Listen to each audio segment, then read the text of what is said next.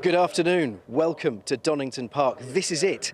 The big one is here. This is the Donington Decider. It is the final round of the 2019 British GT Championship. And my goodness, if there was ever a race that these guys need an amazing showing, everything's on the line. There are so many teams, so many drivers that have a chance of that top step and getting the name etched on the trophy. But before then, we have a special moment as well. You can see, look at this. We've got a beautiful TVR just here. Just behind there, there's an XJ220. I mean, wow. We are privileged here with some beautiful cars. Why are they out the front, though? Well, little celebration. British GT hasn't just been around for a couple of seasons. This, in fact, today marks the 300th race of the British GT Championship. And as you can see, these sort of 9 or 10 cars out in front, the pre-grid cars, as we call them, these are some of the cars that have written across the history of the championship. These guys have been racing around, and as a celebration, they're going to be taking out, doing a hot lap before the race begins. Now, I'll tell you, there is an awful lot to discuss and an awful lot to unpack before the beginning of the race. And thankfully, we don't just have to rely on my brain to do that because, I mean, that would just be a recipe for disaster. We have the proper brains in the commentary box, Andy McEwan and Joe Osborne. Blimey, the pressure's on now, isn't it then, Andy? Yeah, thank you very much. This is the biggest race of the year, quite frankly. The British GT Championship Decider, the Donington Decider, always is incredibly intense. But with 5 GT3 teams and 6 GT4 squads still in contention for the 2019 Championship, this is going to be possibly the most intense championship decider we've had for quite some time. Add into all of that the fact that it is the 300th British GT race in history. And Joe Osborne, I think we're in for one hell of a couple of hours of entertainment, aren't we? Yeah, I think across the two classes, having everything so tight with so many cars in contention is going to build the pressure. And I think we're going to see a few people fold early on, and then we'll probably get a clearer understanding, I would have thought, with 45 or 30 minutes to run of who's probably going to take the championship. But as we've seen over many, many years, not just the 300 races, but the last few championships have really gone down to the last few laps. So, yeah, I'm super, super excited for this, that's for sure. Absolutely. Well, before we get the race underway, we have a bit of a taster here of what the last 300 race or 299 races of British GT has provided us. We have a parade of cars about to head onto the circuit, and Andy Jaye can tell us a little bit more about what we're about to see. The British GT Championship began back in 1993 under the name of the BRDC Sports GT Challenge. The very first race was run here at Donington Park with just a handful of Porsches. But with this race ending in a three-way scrap on the last lap, it set the tone to what would become one of the most hard-fought and close national GT series in the world.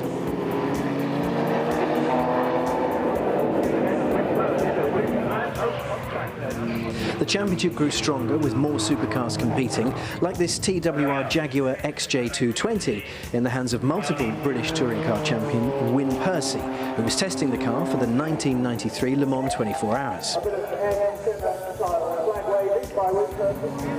Aston Martin and the sublime Ferrari F40 joined the championship later that year. Ultimately, though, the Porsche 935 took the inaugural championship.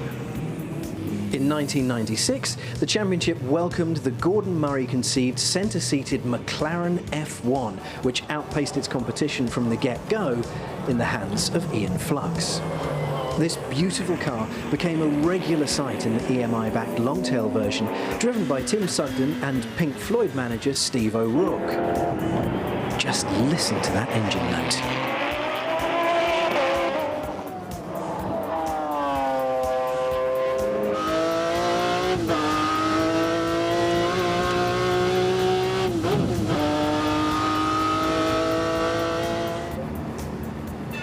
The cars got faster and developed into the GT1 class, which in 1998 more supercars joined the grid. The mighty Jaguar V12 powered Lister Storm made its first appearance in the hands of ex-F1 racer Julian Bailey. Still unpainted, it became a successful stalwart of the series, despite its very first race ending with a bang. Then came the awesome TVR Speed 12, originally the Project 712 due to its phenomenal 7-litre V12 engine. It was owner Peter Wheeler's dream to take on the GT1s. But fast forward to 2006, and Aston Martin came back to dominate its class in the DBRS 9 with Leo Machitsky, and then became the car of choice with the V12 Vantage. And from 2012 to 2018, this incredible car won 22 of the 68 races in British GT. And with two Aston teams fighting for the championship this weekend, the Aston Wings could continue to soar.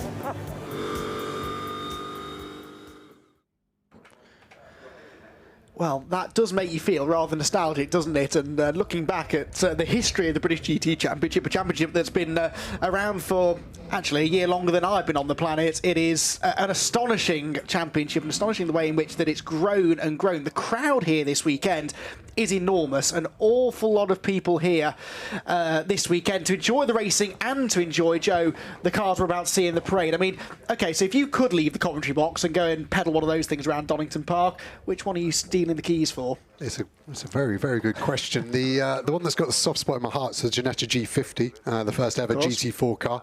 I remember racing that 2008 at Alton Park and having no idea what I was doing. My first ever British GT race, first multi-race with driver and stuff, and I was just happy not to crash and get it back. But that TVR, I think, looks absolutely mental. And considering that's a road car, I wouldn't want to be driving that on a damp A road Monday morning, because I'll throw that into the hedge as well. But I think it's wicked to see where British GT has come from. Obviously, it looked like a pretty small grid early days with just a few Porsches, although they're beautiful, to what it is now. Bumper field. There's some races that we can't have more cars because the track capacity gets hit. So I think that shows what a great job SRO have done under the stewardship of owning the British GT brand, as it were.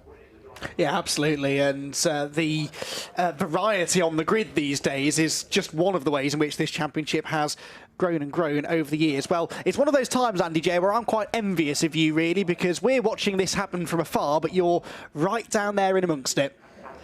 Do you know what? You're absolutely right, Andy. There's nowhere I'd rather be right now other than perhaps playing with my kids. But, you know, this is so exciting. It's absolutely brilliant to be in the thick of it. And the grid, when it happens, it's just...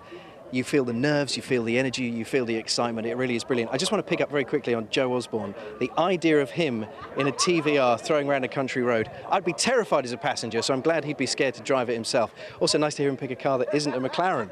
That's a change. Anyway, let's focus on the championship, shall we? Because it's so, so exciting. And here we go. I have Seb Priaulx with me. Now, Seb has come out here early doors. A lot of the drivers haven't come out yet, Seb, so you're obviously using this time to get focused, etc. GT4, you start in P5. Interestingly, in GT4, in the front five, we've got the three title contenders. You're at the back of them. However, for some reason, I'd be putting my money on you, I think, today. Yeah, I mean, we always have a great car to race. The Ford Mustang's really great here. We won here before. You know, we're starting P5. You know, not the worst case scenario, so you mean we can stay out of trouble, try and, you know, we're not at the back end and we're not at the top end, we're in the middle, so it's great. We're going to give it the best shot. You know, all we can do is go for the title. We've got nothing to lose. We're not leading the championship, so we're going to go out there and hunt the hunted, you know. Let's talk about strategy, because obviously, like you say, you've got nothing to lose, etc. But also, it's the last race. This is the time when it is hell for leather, isn't it? It's just do it, floor it, make it count. This is where, you know, it gets a bit feisty out there on the grid, so we've got to be fully aware, and there's going to be GT3 cars battling for championship leads and GT4 cars too, so we're going to have to be really aware, and it's going to be pushing. Might be all sorts of stuff going on, as I've learned from my dad a long time ago when he won his world titles. You know, there's a lot that happens, so we just got to go out there and have a clear head and focus on being the best driver we can be. So the Mustang's been a very exciting car.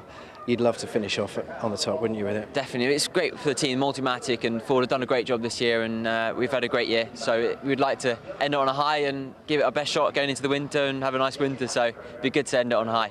Good man. I wish you all the best. Good luck. Enjoy it. OK, thank you, Seb. Guys, back to you. And I imagine there'll be quite a few more drivers just getting their way out here very, very soon.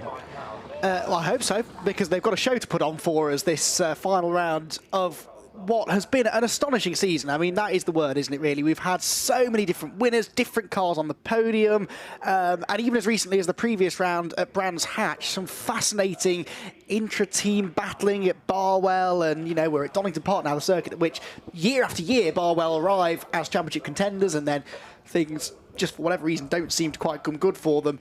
Joe, it's been a joy having you on board as well for the bulk of the season this year, and I'm sure you've enjoyed it equally as much as I have. What have you taken away from this season? Because it's easy for us to say, and we seem to say this every year, oh, it's the best season ever. But it has been good, hasn't it? Yeah, it's been really good, and yeah, I've loved being in the comms box, by the way, and you carrying me. You're going to have a bad back at the end of this season for all the work you're doing to make me look half respectable. But I think what's been impressive this year is the AMs definitely have upped their game again. The pace is always amazing. These guys working 5 days a week, hard, flat out, getting enough money to go and waste it here. But their racecraft this year, like Michael Igo here, the move he put into Redgrave was amazing, and how clean it's been. We haven't had a lot of contact between the AMs, and I think that's why the championship's still open, because we haven't had people given lots of penalties or exclusions or stuff like that. Yeah, and this next 2 hours at Donington is going to be amazing. No, you're quite right, and the race can't start soon enough. But before it does, let's remind ourselves of just a few of the top stories that have developed over the year and that have brought us to this point now, the 2019 Donington Decider. The 300th race, the Donington Decider will go down to a 2-hour enduro with 5 GT3 pairings in contention for the overall championships and 6 GT4 pairings fighting for class honours. For GT4, this is going to be the biggest ever championship finale. With 37.5 points on offer, 6th place Aston Martin hotshots Martin Plowman and Kelvin Fletcher will have to put their dancing shoes on if they've got any hope of clinching that trophy. They can win by half a point if no one scores and they cross the stripe first. Still, soap star turned racing driver will have a new career to contend with after this weekend. It's been the strangest, most chaotic, random 2 weeks of my life, really. You know, naturally on the back of Brands Hatch, your focus very much switches towards the last round of the year, Donington, and the championship. You know, we thought we nearly had it in the bag at Brands. It turned out we didn't. We had a healthy lead, but going into Brands very much focused on securing the title. And then up pops the BBC with Shut the Come Dancing 2 weeks ago. So it was a huge curveball. I wasn't expecting it. You know, I wasn't on any reserve list of any kind, and they put twinkle toes on the side of my car. Hopefully I will have twinkle toes, and you know, I'll be all right. Apart from the glitter ball, yeah. It is all about, you know, British GT and hopefully winning this championship. Ashley Hand and Tom Canning head there with both form and history in their favour. The number 97 Aston currently sits 8.5 points clear of the pack. We had good pace coming into here. We knew we'd be in the running, and then we had our worst round of the year at Alton with no points, and yeah, to pull it back to this spot was just, yeah, I don't know how we've managed it, but just got to get the job done at this last round. The rest are snapping at their heels, headed by McLaren drivers Dean McDonald and Callum Poynton. This duo will be fighting it out to the end, and especially for Poynton, who was in the title hunt last year and will not want to experience heartbreak for a second time. So, in GT3, Phil Keane has never won a British GT3 championship. It's not for lack of trying. Indeed, he's finished runner-up on the last 3 occasions. This year, as in every year since 2016, he heads to the final round with a chance to finally wrap up that elusive title. It's been a long time, isn't it? I started British GT in 2005, so it's been a long journey, so it'd be nice to finally win it.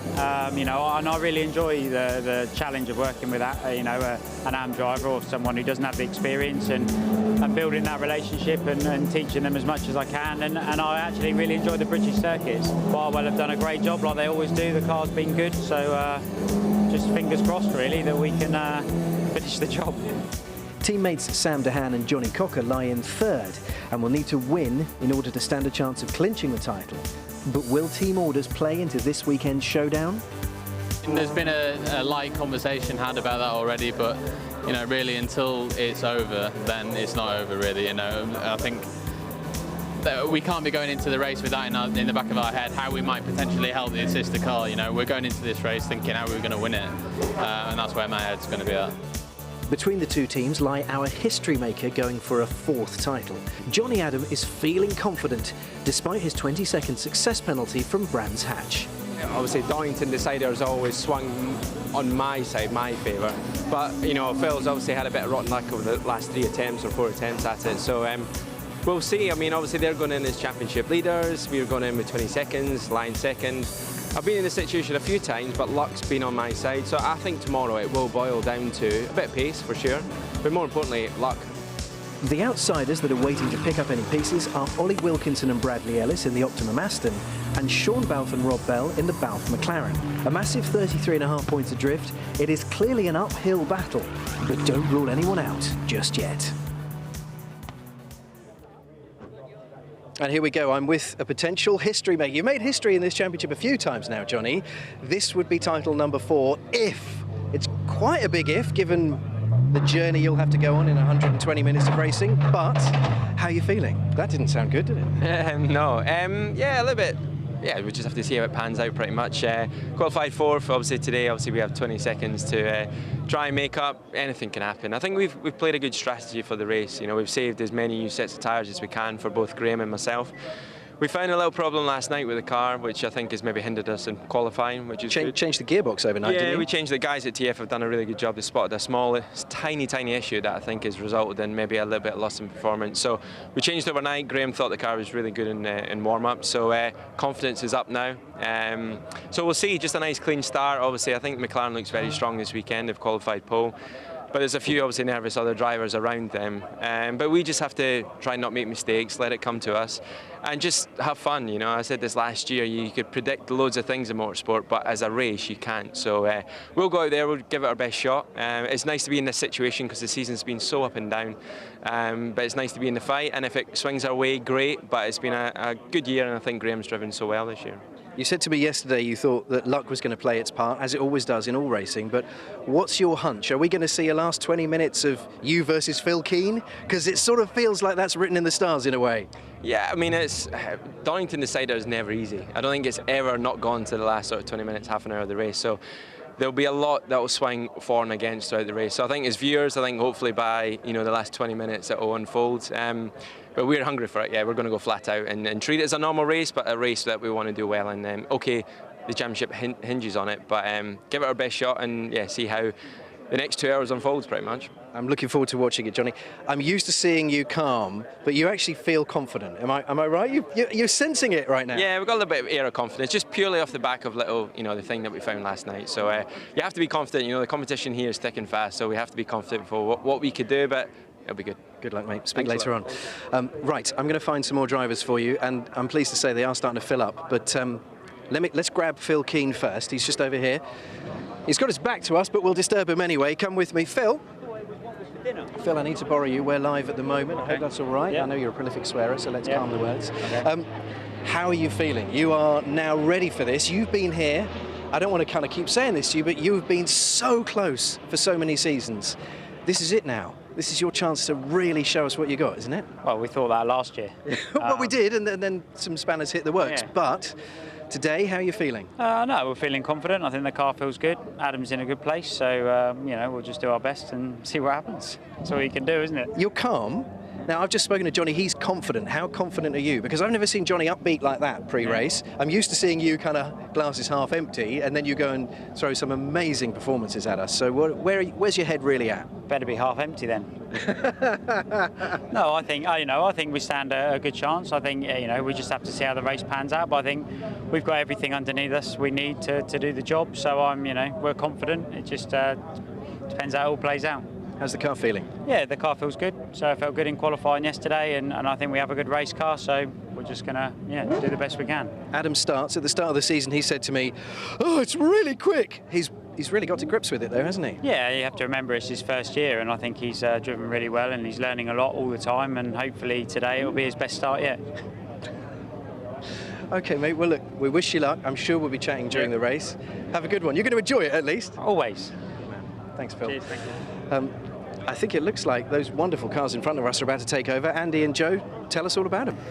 Well, I'm looking forward to this, I have to admit, and some of these cars, in particular the TVR to the right, the TVR to the left is particularly slim, but the TVR to the right, I think the first ever British GT race I attended was at Alton Park in 2002, and it was the year that it poured down with rain halfway through the race, and either that exact car or one with that livery was involved in a humongous shunt down in Nickelbrook, which happened right in front of me, and I've been hooked on GT racing ever since. Whether that was a direct link to that accident happening in front of me, I don't know, but seeing those cars competing on the circuits back then, has played a large part, actually, why I'm sat here in this comms box right now. And so this, for me, is a special occasion. And to see the variety of car out there as well is going to be quite something. They're going to head out now onto a onto a parade lap, or rather smoky start to the parade lap for the TVR Cerberus Speed 12, which is a road legal car, which boggles the mind, really, quite frankly. It's built up of bits of cars that did race in the British GT Championship. There were not very many of these TVR Cerberus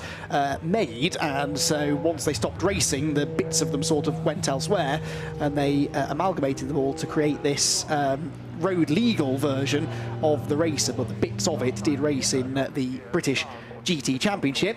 There, the flash of yellow, don't worry, that's not someone intruding on our parade. That is a car that raced very successfully, actually, in the British GT Championship about 15 years ago or so. The VW Golf, the Gulf Air VW Golf, which won races in the GTO class against Porsches and Ferraris and other sort of more traditional GT Championship entrants. And the Golf, despite being front-wheel drive and a hatchback, was a very, very potent bit of kit, and it's another one of those cars that you wouldn't necessarily expect to see on a British GT grid, but there it was. And I think over the ages, Joe, the regulations have changed, and we've had some particularly spectacular cars that didn't usually race around the rest of the world all that lot much. So I think seeing them here in British GT, that's one of the unique things about this championship back in the 90s in particular. It was open to a fairly wide variety of cars.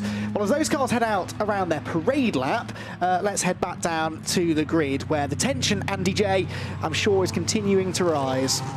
The tension is indeed beginning to rise, but I'm very pleased to say I've been able to grab David Richards here. Now, I've spotted you at a few rounds over the last few seasons, actually, David. So I know that you're a fan and quite invested in British GT, but this is a special event, isn't it? The big Donington Decider. It really is one of those kind of, you've got to circle it in the calendar at the start of the season events. Yeah, well, it does seem to be that this championship always goes down to the wire, and with so many things to fight for in a 2-hour race, you're just never sure what's going to happen until the last 5 minutes. And we have one of these wonderful things here because we've got so many talented drivers throughout, but our AMs as well have really stepped up this season. We've seen some incredible drives. I think the whole grid, it's a very professional grid these days, and you look at the number of people that turn up to watch as well, and the whole championship's risen to a different level, and it's encouraging for British motorsport. David, you have access all areas. You're welcome in any of the garages, of course.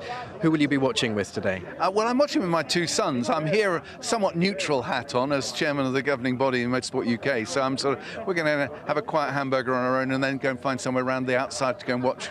That's why I don't want to ask you to pick a favourite, because it doesn't seem fair. You're welcome to answer that, but I'm not technically asking it. That's very fair of you. OK, so I won't answer the question. Good. Key thing is we're going to see a great race, and the fact that it's come to the final round and both GT3 and GT4 are still up for grabs just shows what a championship it is. No, I totally agree, and I think the best guy will win at the end of the day, and it's very encouraging to see what a close championship it's become. Great stuff. Thank you for your time. Enjoy the race. Appreciate it. Thank you, David. Right, guys, I'm going to go back to you, although I can see Rob Bell, so I'll be back in a second.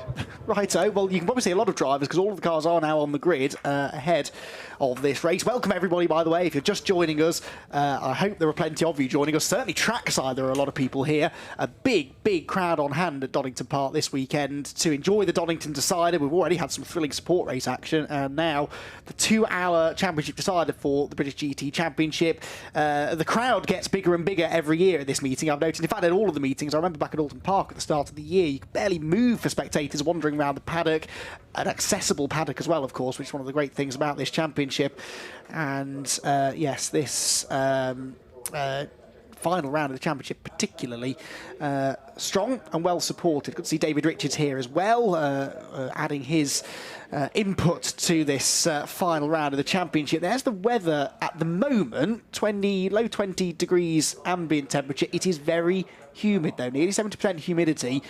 I've deliberately not looked at a weather forecast, because as soon as I do that, I get so transfixed with, oh, well, there's a 25% chance it might rain at 3 o'clock, and let's just see what happens, I guess. But I can tell you it's overcast. It has been all day long. There have been these sort of dark, threatening clouds looming overhead all day long, and nothing's really happened with them as of yet. So the The weather is going to be, I think, an ongoing discussion, but we'll sort of wait and see what happens with that. Right, I can see out of my window that Andy Jaye has found Rob Bell down on the front of the grid. Andy, this could be a good race for Rob, couldn't it? It certainly could be a good race for Rob. I mean, you guys have been looking incredibly fast. In fact, you seem to be getting quicker and quicker as the races go by. You've really hit the groove and start on pole. Ewan with a chance at the title as well. I believe you have to make sure that your nearest competitors don't finish in the top 8. Is that right? Yeah, we haven't really got a plan for that one. But look, we just do our thing. We're enjoying it. Sean's driving with a smile on his face, and it shows. You know, the car's, as you said, it's got stronger as the year's gone on, and that's what we expected with a car that's new to the. It's a new car, the 720 McLaren. So we're happy with where we are. We're happy with what we've done, and it'd be nice to finish it off, though, wouldn't it, with a win? Always nice to finish with a win. Good luck, Rob. Thank you for chatting to us. You seem so calm. I don't know how you do it. Well done, mate. Right, we're going to dash down to GT4 now. So, guys, if you can fill the time, I don't know how much time we've got. So we're going to have a little jog, and you guys take over for a bit. Right, Andy gets his fortnightly run in now as he jogs down the middle of the grid to GT4, where there are even more stories actually than in GT3, because there are 6 cars that can still win the GT4 championship mathematically, plus the Pro-Am and the Silver Cup championships to be decided as well. Joe, it's going to be a fantastic race. I think we're going to have lots of questions that get answered over hopefully the next couple of hours, like who's going to win the championship, but people can get in touch with you as well, can't they, if they want to ask us any questions and get involved with this Donington Decider. How can they go about doing that? Yeah, I think, like I said, the crowds are so big. I actually had to queue to get into the track today. The British GT, the fame grows and grows, and I can see why. The grid's full, the cars are cool, the drivers not so much, but the spectacle's brilliant. And yeah, I think at Spa it worked quite well. So if people want to tweet in, Osborne and Joe is my Twitter. If your question's good, I'll answer it. If it's rubbish, I'll leave it. So make it interesting. Let's see what we can do. And I think over the next 2 hours, what's going to be amazing is how this transforms. I think what I'm looking at mainly is Ballin on the front row and then Davidson behind him. So that left-hand side on the grid as they sit on it is going to be the action point. Yes, Bell and sorry, I've forgotten Sean Belf's name, and they're not in the championship so much, so they're going to have to go for it. So let's have a look at GT4 as well. I think Andy, with his monthly exercise, is about to go in cardiac arrest. What have you got, Andy? I've got Dean McDonald here. Dean, you have been looking fast. I think the stats are something like you're the quickest GT4 driver across the last, what, 3-4 races? You are rapid. Yeah, 3 races, yeah, it's going well. So I think if we can just finish it off today, that'd be absolutely amazing. But yeah, pace is good. I think the race pace is good as well, so looking forward to it. Where have you found this extra level of speed that no one else seems to have tapped into yet? I don't know, honestly, I don't know. I think it just comes from a strange place, and I think a lot of help from the HHC guys as well. So Jody Hemmings, absolutely amazing job with the car. Just tell me a very quick word, because I know we've got to go and you'll be wanting to get in the zone, but the GT4 battle has been unbelievable this season. Yeah, it has, yeah, like from race to race. I think it's always been so close. Like the Aston, the Mustang, us, even Tolman and other cars. And it's just been unbelievable. I don't think you could predict it. Like to predict this going to the last round, you couldn't have done it. So I'm looking forward to see what happens. So much fun. Thank you, Dean. Enjoy yourself. Let's see that pace continue, hey? Yeah, we will, yeah. Good man. Thank you very much.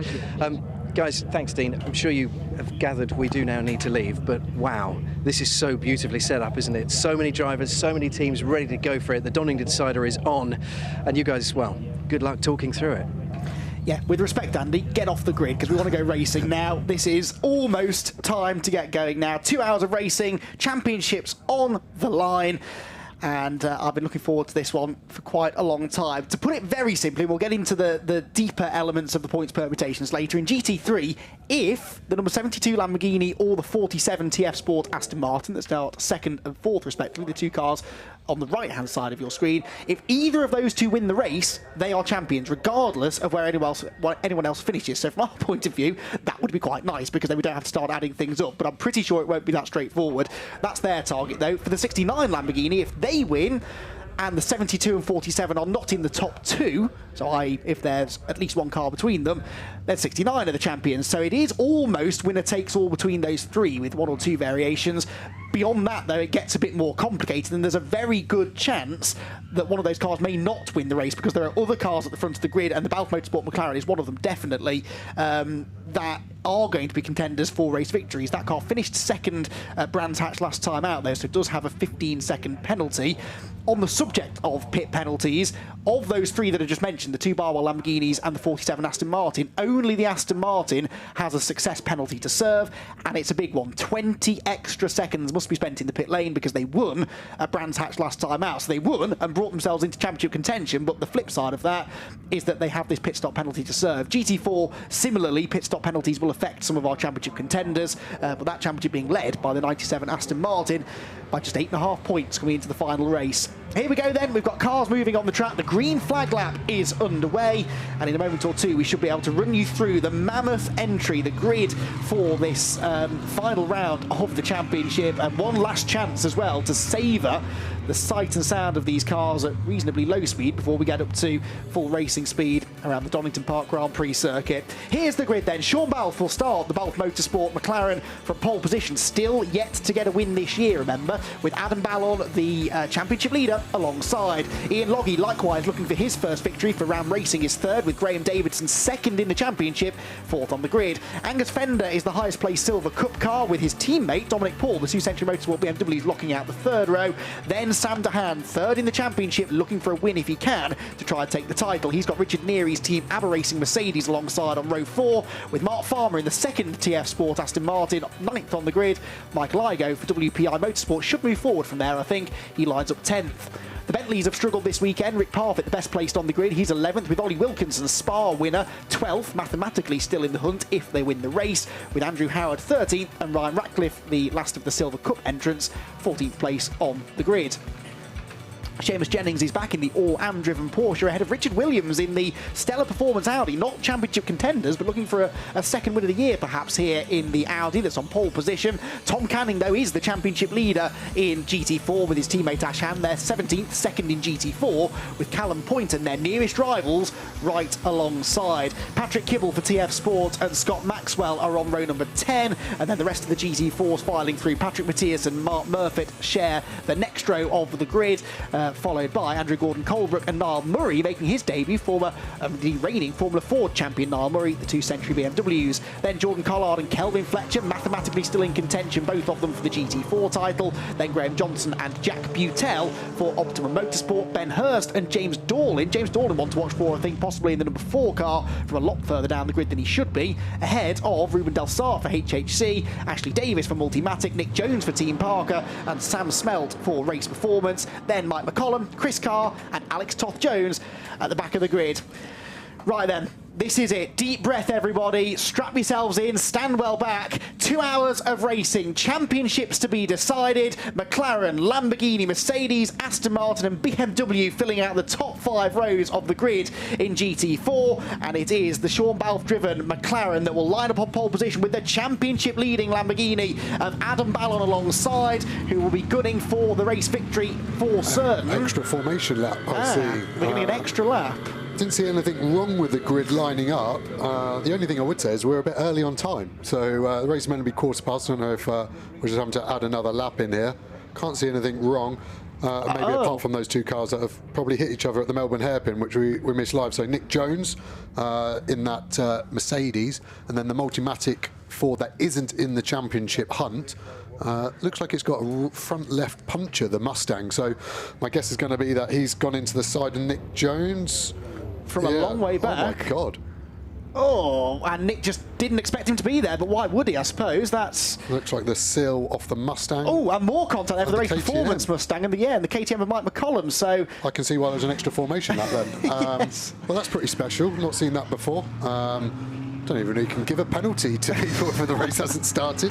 The only thing I would say is luckily they're not championship contenders, so you can't say there's any underhand tactics there of people wiping out things. As we see Nick Jones in the pit lane, looks pretty badly damaged on the right-hand side, that car, so hopefully it's just it needs a new tyre wheel combo and it can go. But so now we're going to get a safety car start, which means everyone will be single file. Oh, there's more drama than that now.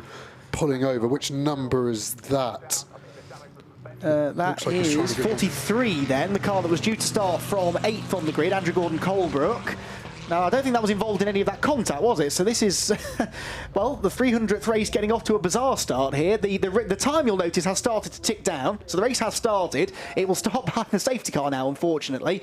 Nick Jones in the pit lane with the Mercedes that I'm sure has quite a bit of damage down the right-hand side.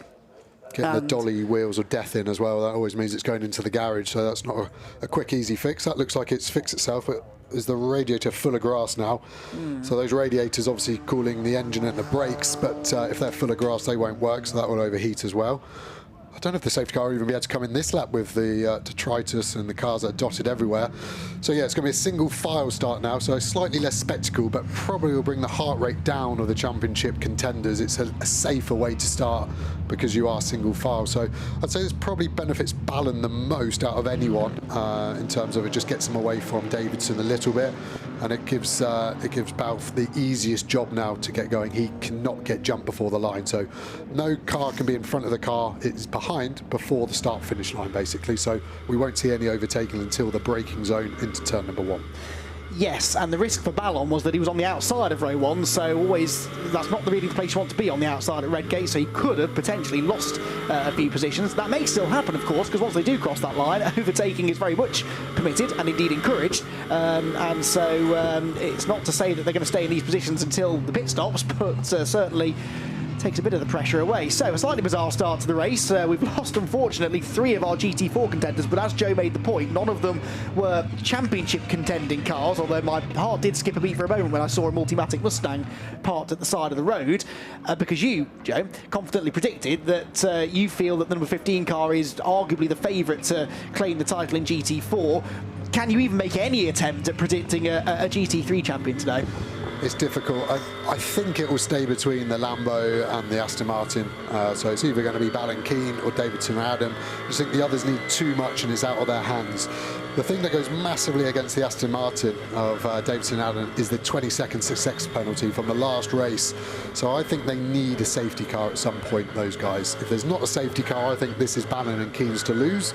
If there is a safety car, then I think that's going to drag Johnny Adam back up after the pit stop window, potentially to be a lot closer than Keane, as we see the Sentry car also going to go into the box to see what his problem was. So yeah, it's going to be an interesting start, to say the least. I just hope it's clean for the first hour. I want everyone in contention and to win the championship for the right reasons.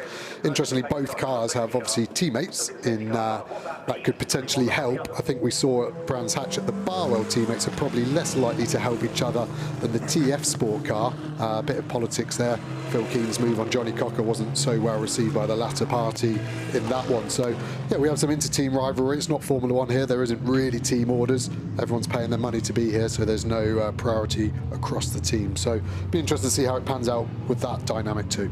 To your point about a safety car, Joe, yes, 47 need a safety car, but they need it after the pit stop, don't they? This safety car now is doing them no good at all because their pit stop is going to be longer than their championship rivals. They want to escape up the road, ideally, build maybe a 20-plus second gap and then still come out in front. Every minute that ticks by now that we're not racing is playing into the hands of the Lamborghinis, you have to say, because they have no success penalties. As long as they stay within 20 seconds of the 47 Aston Martin, they will be, in theory, in front of it after the pit stops. Now, that's not to say that Johnny Adam won't then go and overtake them anyway, but at least they will have the track position. So yes, those with success penalties need safety cars, but not yet. They really needed the entirety of this first stint in order to build a gap. Yeah, exactly, as we see the safety car coming in this lap, so we finally get some racing. And it's very correct what you're saying. The interesting with British GT, there isn't really a pit window. It doesn't close, it only opens. So once that pit window's been smashed, you can stop whenever you want after it. Now we've had safety car, that's 5-6 minutes of fuel that's being used at a less ferocious rate, probably about half as much normally under safety car. So we should be able to see the pit window go a bit longer, maybe by 4 or 5 minutes. But the longer the AM stays in, the less the Pro is in the car. So it's going to be hard as well to know when to box the car to get the most out of your Pro. The GT4s can pit anywhere from 58 minutes into the race, and the GT3s can pit anywhere 62 minutes into the race. But most teams will want to get their Pro in as quickly as they're possible. A little bit different for the silver guys. There's not so much much of a deficit between the two. So safety car lights it out, so we're definitely going for this time. So Sean Balfe will take control of the field. He has to stay in between 60 and 100 kilometres an hour. And once he goes, as in once he accelerates, he cannot slow down again. So for me, I think probably the best place to accelerate is if he can slow it down enough to get a big enough gap to the safety car. As out of this first hairpin where we saw the first collision of the race. Looks like he's probably too close. So he's probably going to wait a little bit in between the two hairpins before he goes. We see everyone trying to get a little bit of tyre temperature, a little bit of weaving side to side, keep the surface of the tyre clean from any pickup. And it looks like we're gone. Although the yellow flags are out, you can accelerate, you just cannot overtake until that start line. Let's see how it all goes. Everyone looks pretty clean so far. As we see everyone trying to get a good exit onto the start. And finally we get some racing. Well, let's try this again then, shall we? 7 minutes late, we get racing underway here at the Donington Decider, and it is Sean Balfe that leads the field into Redgate Corner for the first time, and it's a slightly less frantic run through the first sequence of corners than we were expecting, which possibly is for the best, all things considered. Out of the right-hander they go, no change of position then within the GT3 ranks at least. GT4 looks to be fairly static as well, everybody minding their P's and Q's, but now we'll start to see who has the pace, who has the ability to move forward, what effect does that have on championship contenders. And immediately, look, one of our title contenders, Sam Dahan, under a little bit of pressure here from Richard Neary in the Team ABBA Racing Mercedes, 69 Lamborghini that arrives here third place in the championship. Currently occupies 7th place, which is the spot from which it started.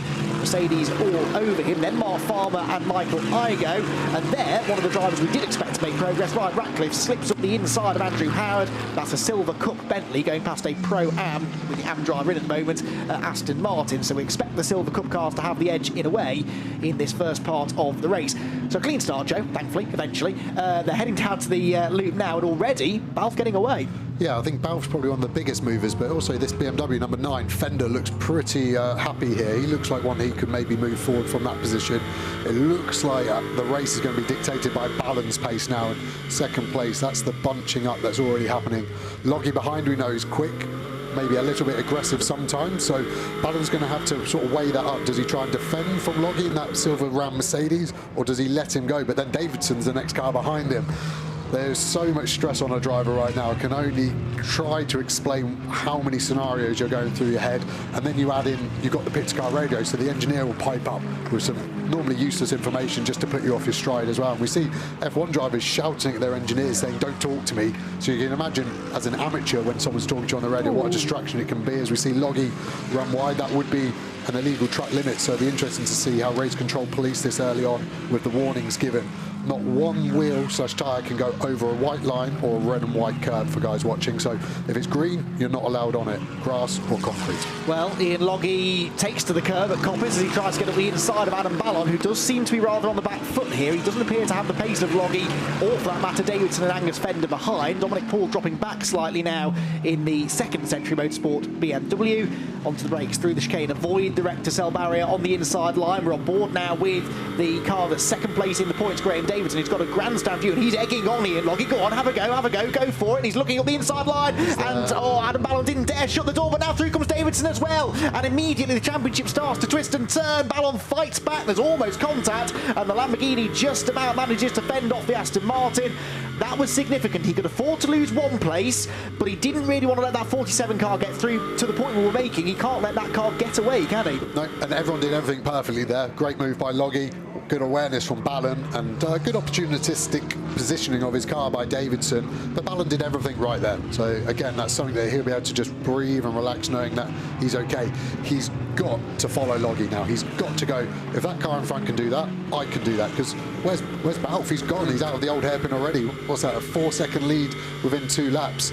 So we need some pace from Ballon here if he's going to be able to keep this championship in his destiny, I think. Absolutely, and don't forget that McLaren out in front has a 15-second time penalty to serve at the pit stops, but he's already, as Joe said, over 4 seconds clear. But now the championship battle starts to intensify. These are the top 2 cars in the championship, the 72 Lamborghini and the 47 Aston Martin. It's winner takes all if they finish inside the top 2 positions, and the Aston Martin looks the quicker. But of course Davidson's got pressure now from Angus Fender. Do you let Fender go and let him deal with Ballon, or does Davidson want to be in control of this situation? I would let Fender do all the fender bending for him, really. I would let him go and let him be your wedge to open the door. He tried it with Loggy, but maybe he can try the same thing with Fender, but be a bit closer. obviously any contact between these two is pretty random who gets penalised. If Davidson was to hit Ballon, both of them could be out, or one or the other. So yeah, I would rather let someone else do my my legwork for me, and in this instance Fender's not in the championship, so why not let him go and let him do the work for you. But Davidson's looking pretty aggressive. You can see him flashing his headlights. There's a button on the steering wheel that does that for him. It's not him giving it the quick one with the wrists. But we see Ballon here looks so relaxed. We had an earlier on board as he went onto the back straight, and he looks really chilled, so chilled. You can see his hands just going through the motions. Then we see yellow flag out, a red gate, one of the BMW M4 GT4 cars by the looks of it. So I think that was the car that we had problems on the first lap, so maybe that's got an underlying issue there, and that'll probably be out for the race if the marshals can recover it with live snatch. So live snatch is when they can bring a tractor onto the track and just recover the car into local yellow, so we don't have to go to a safety car, so we keep the green flag racing going. Been a year to forget for Century, so for Angus Fender, he'd quite like to get them their first victory of the year. They haven't won yet in GT3 or GT4. Their GT4 challengers starting to fall by the wayside already, but this is the view of the first of the two GT3 Century Motorsport BMWs. Angus Fender has his teammate Dominic Paul, who is an AM driver, remember, but he's very much staying with the cars in front because they're starting to trip over each other a little bit. Now, as Davidson is defending from Fender, and funnily enough, not doing what we suggested and letting him go, he's starting to lose touch with Adam Ballon slightly. This is not really in the game plan for Davidson. Will we see the BMW dive for the inside into Melbourne? Yes, we do. Angus Fender late on the brakes, and Davidson leaves him just enough room. He doesn't want to let both BMWs go, and he played that nicely. Fender goes through into fourth position then, and now Davidson needs to try and latch onto the rear bumper of that BMW, follow it back onto the tail of the Lamborghini, and hopefully follow it through if a move is made. Yeah, see Sam DeHaan here catching up as well. He's a bit of a sleeping beast in this championship battle. He's the first car that, if he wins, doesn't automatically win the championship.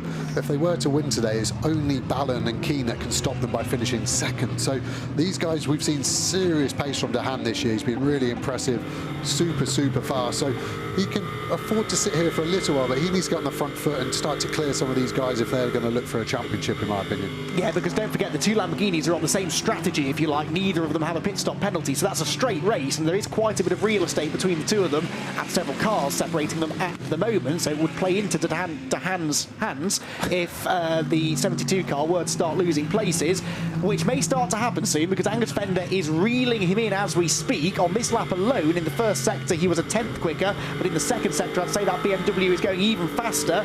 This is a circuit that should suit the BMW. It's good in a straight line, it's got a good front end through the high-speed corners as well, and Angus Fender is a silver-graded driver, and he's starting now to flex those muscles and close in on our championship leader in front. Yeah, it doesn't look like Davidson's got the pace to stay with Ballon or Fender at the moment as we cut to the GT4 battle. Not much has changed in the starting order here. Still the Audi is leading from the 97 Aston from Poynton in the HHC 57 cars we see there. So championship-wise at the moment, this is still Canning and Hans championship, but they do have that 10-second pit stop penalty from the Brands Hatch podium at the last one. You can see it looks like the McLaren's the cork in the bottle in this one, and the 15 car is also in the championship battle here, and that's the first car highest in the championship without a pit stop penalty. So he's got a pretty good box seat here. He can kind of afford to sit here at the moment and see how this all pans out. One thing we haven't touched on yet is how these cars will transform over their hours stint as the fuel burns off, as the tyres get older, as the brakes degrade.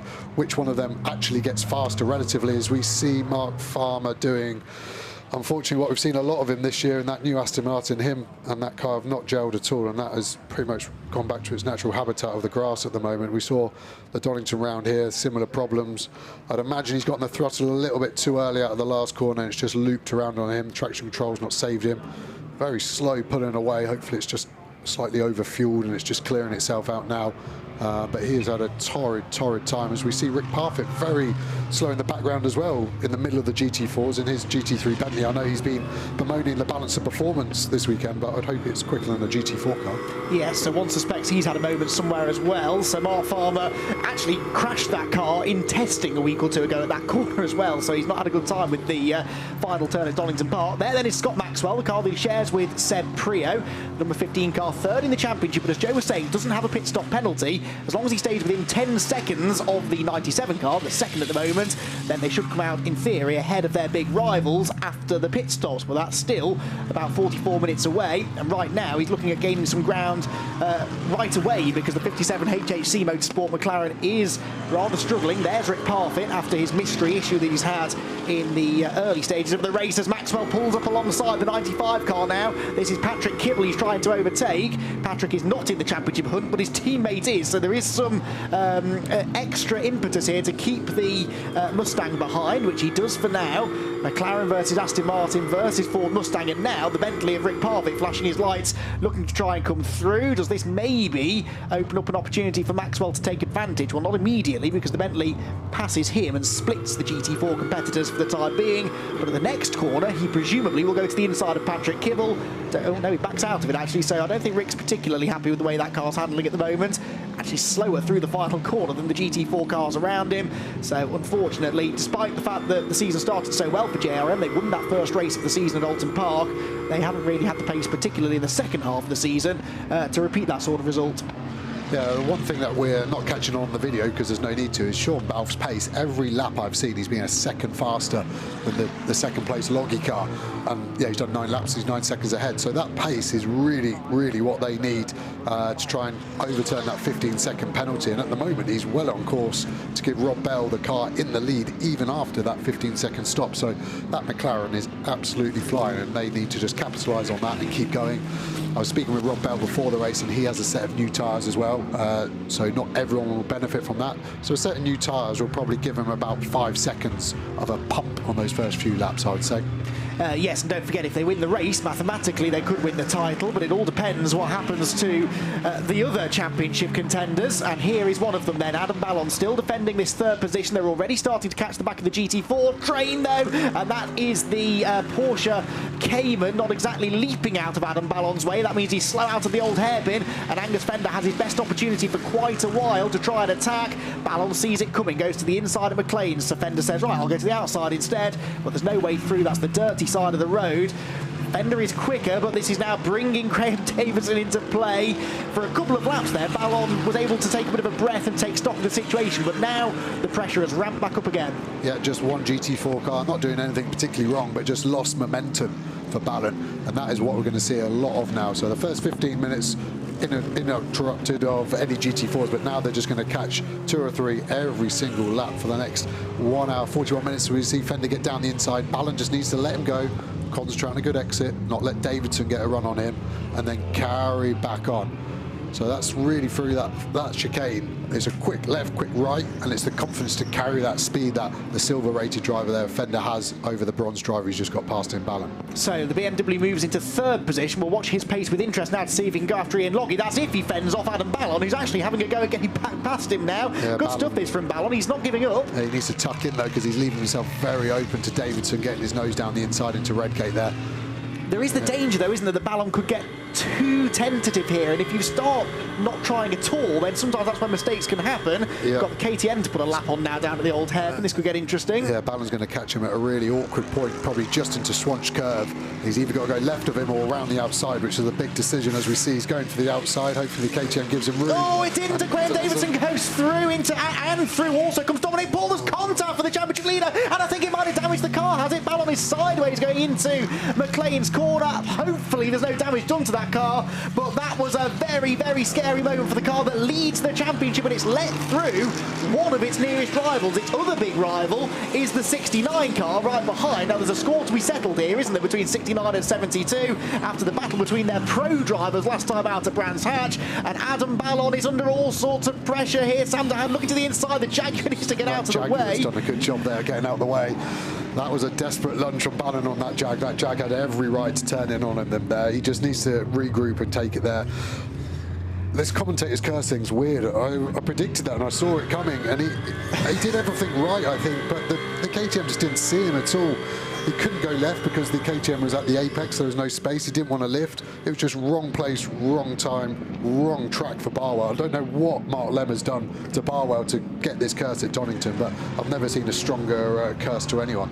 Well, now the two Barwell cars are together, so remember that I was saying there was quite a gap between these two a few laps ago. Well, now they are together, and this could become the fight for the championship after the pit stops, because they both should stay together now after those pit stops are served. Adam Ballon not looking quite as calm and relaxed now at the wheel of the 72 Lamborghini, but all is not lost. They know the 47 car has this penalty to serve, but Sam de Haan now, he's not going to let his teammate off the hook. He needs to attack here and try and get ahead, because this is a straight fight, and 69 really need to get a couple of cars between themselves and their sister car. Up to McLean's they go. Ballon defends the inside. Sam de Haan going to go right around the outside. Jacob Osborne's about to have a heart attack next to me. This is nerve-wracking stuff, isn't it? This is teammates that don't like each other, and you can tell from the body language of both cars that they do not care that they're teammates at all. And this couldn't be better for Davidson. He is gone and he is up the road, and this is exactly what he needs.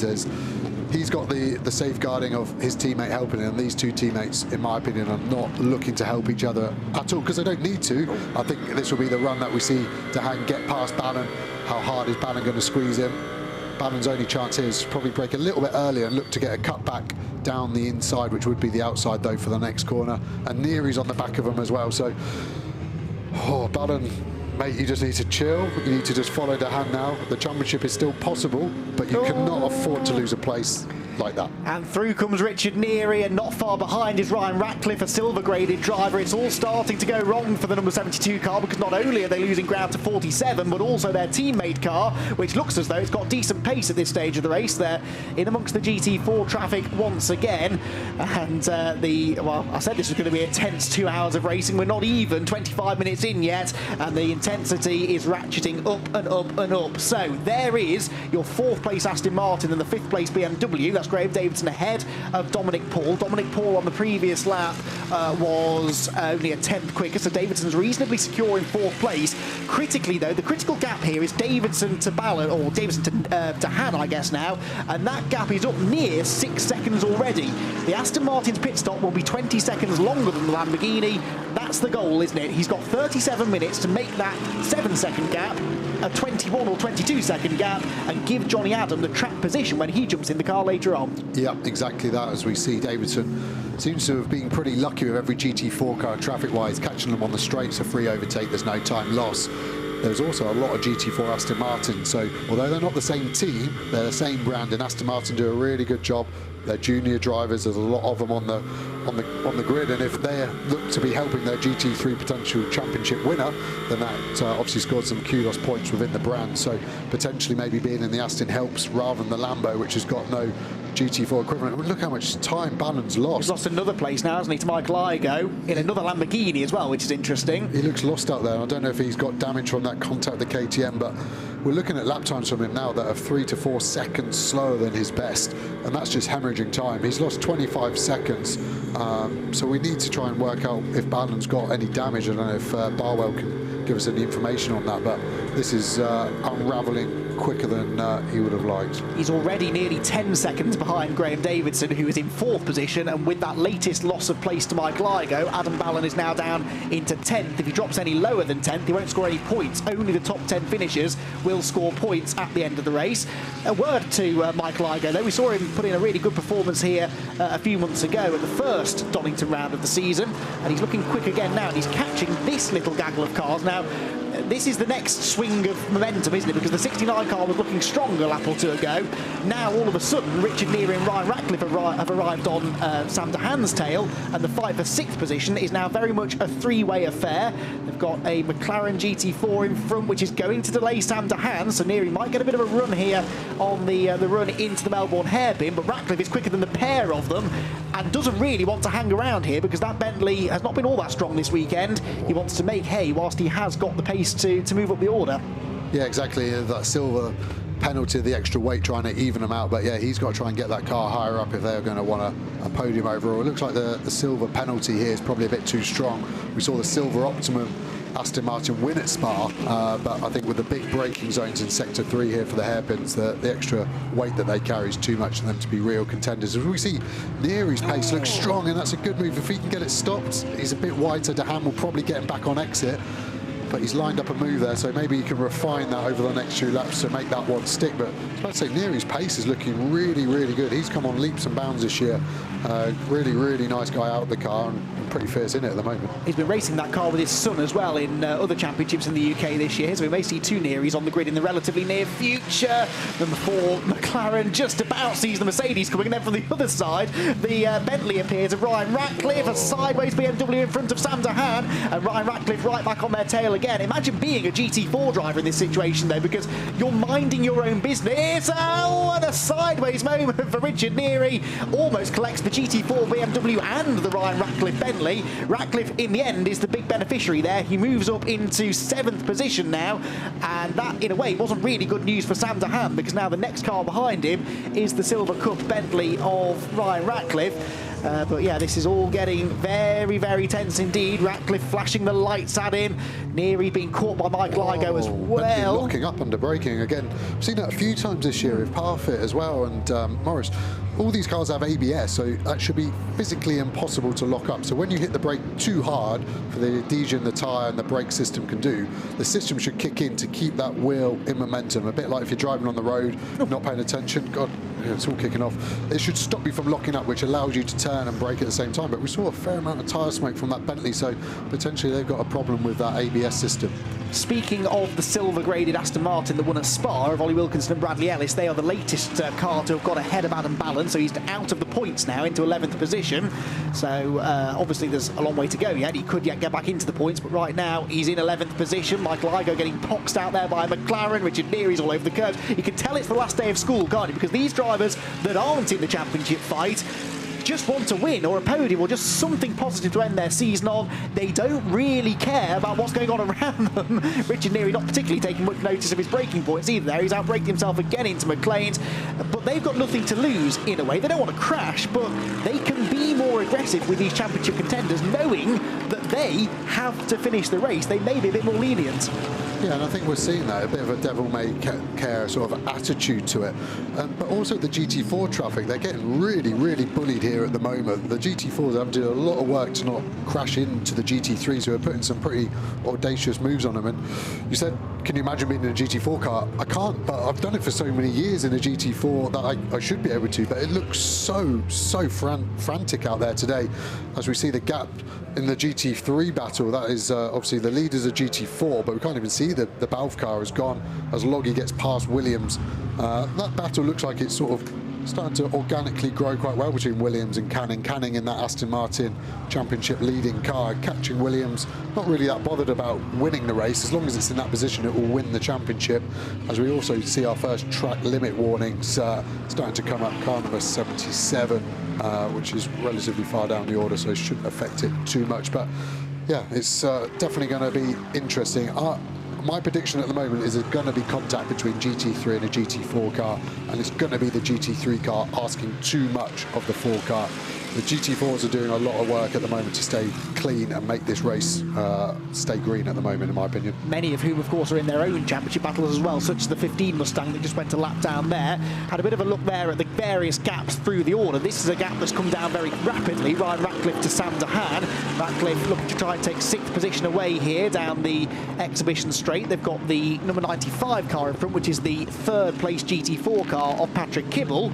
And as Joe mentioned, the top 2 in GT4 getting themselves right together, but the 97 car has already built up about a 7.5 second lead over its teammate car, and is about 10 seconds clear of the number 15 Aston Martin, and their pit stop was going to be 10 seconds longer than theirs, so that's going to be mighty close for the GT4 lead, and both of those drivers, or cars I should say, fighting for the championship.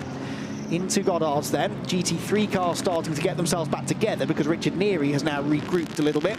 There's Johnny Cocker watching on anxiously from the pit lane. And Joe, this is a question I always ask drivers when they're sat next to me. What is worse? Would you rather be the Sam Dehaene in this situation with all of the pressure on your shoulders, or the Johnny Cocker watching on helplessly from the pit garage?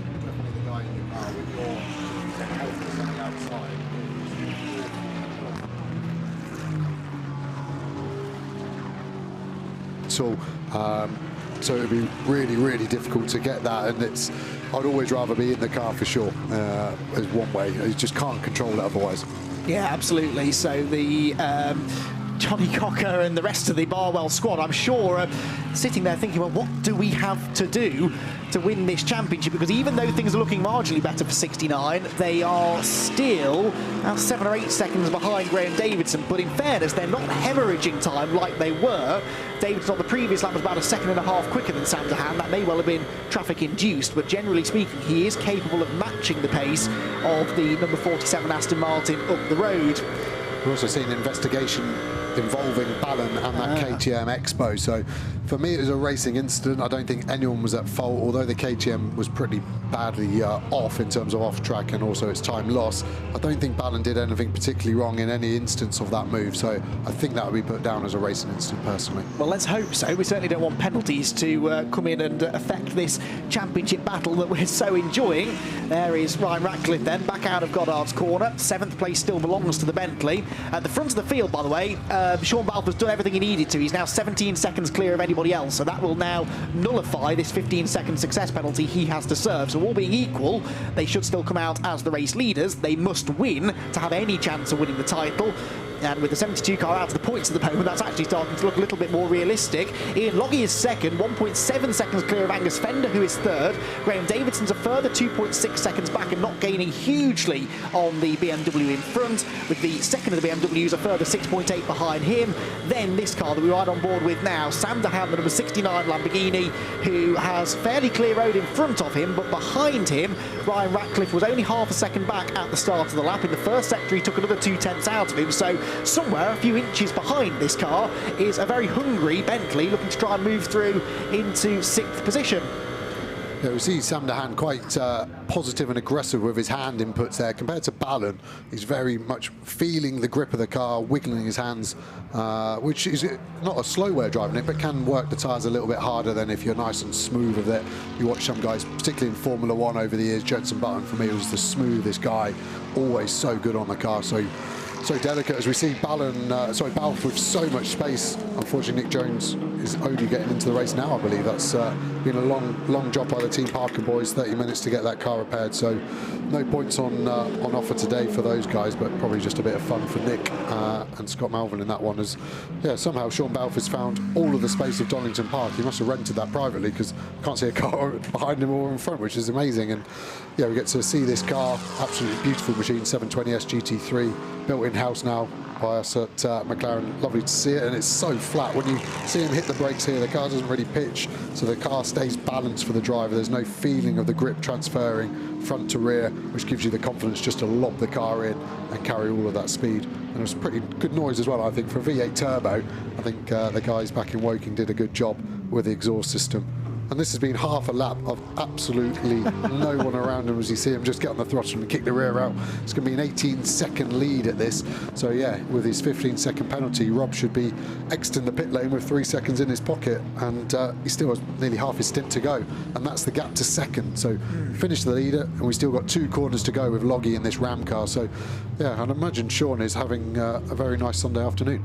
Ian Logie on the previous lap was quicker than Angus Fender, which is impressive. So Logie is certainly not disgracing himself here in 2nd position for Ram Racing. They haven't done a full season. They missed the Snetterton round, I seem to recall, having had a big accident at Alton Park, and that unfortunately started their season off in the worst possible way. They were leading that race at the time, though, so we know they've got good speed. The Mercedes does seem strong here as well this weekend. We've seen the pace from Richard Neary a bit further down the order as well. And Ian Logie, a hugely experienced driver, in 2nd place then by 2.9 seconds. Graham Davidson on the previous lap was a bit quicker than Angus Fender. This, meanwhile, is your fight for the lead in GT4, and for Tom Canning in the 97 Aston Martin, it's not a race that he needs to win. He's doing everything he needs to right now, actually pulling away from his big title rivals further back. But if he can find a way past Richard Williams in the Stellar Performance Audi, then I'm sure he will go for it. Right now, though, these two seem content to almost work together. There doesn't seem to be any huge pace advantage either way, but they are continuing to stretch the margin over the rest of the field. Yeah, I think Canning's mindful probably of his 10-second penalty. At the moment, he's 8 seconds ahead of the third-place GT4 car of Kibble, so that's not a disaster, and Kibble's his teammate as well. So I think at the moment, he's in the driving seat for sure for the championship of GT4 if things stay like this. The interesting one at the moment, just trying to work out in my head, is what will happen if a safety car comes out at this moment in time? Who's the biggest winner and loser? For sure in GT3, Balfe is the biggest loser because he'll lose his 18-second penalty. But I think the biggest winner would probably be Ballon. Although it wouldn't improve his position of 11th, it would give Phil Keane a hell of a lot of an easier job to get rid of all the deficits all the way up to first place, which probably add up to about 45 seconds. And there's no way, unfortunately, Phil is 45 seconds quicker than Rob Bell in that Balfe car. So, yeah, I think that's the winners and losers in GT3 if there were to be a safety car. As we see Ballon battling to get through here. We've had a question on Twitter from Daniel Austin saying, do we think that the rear right is damaged on the Balfe car? I can see the logic with it, saying it looks slightly askew. To me, it looks okay. The only thing that could have happened potentially with that damage with the KTM is that the steering track rod arm on the rear gets bent, so the car could have toe out. So basically the rear wheel should effectively point straight, but maybe they're pointing outwards slightly, which would give the car a bit more oversteer, particularly around left-handers. But to me, the car looks to be handling okay.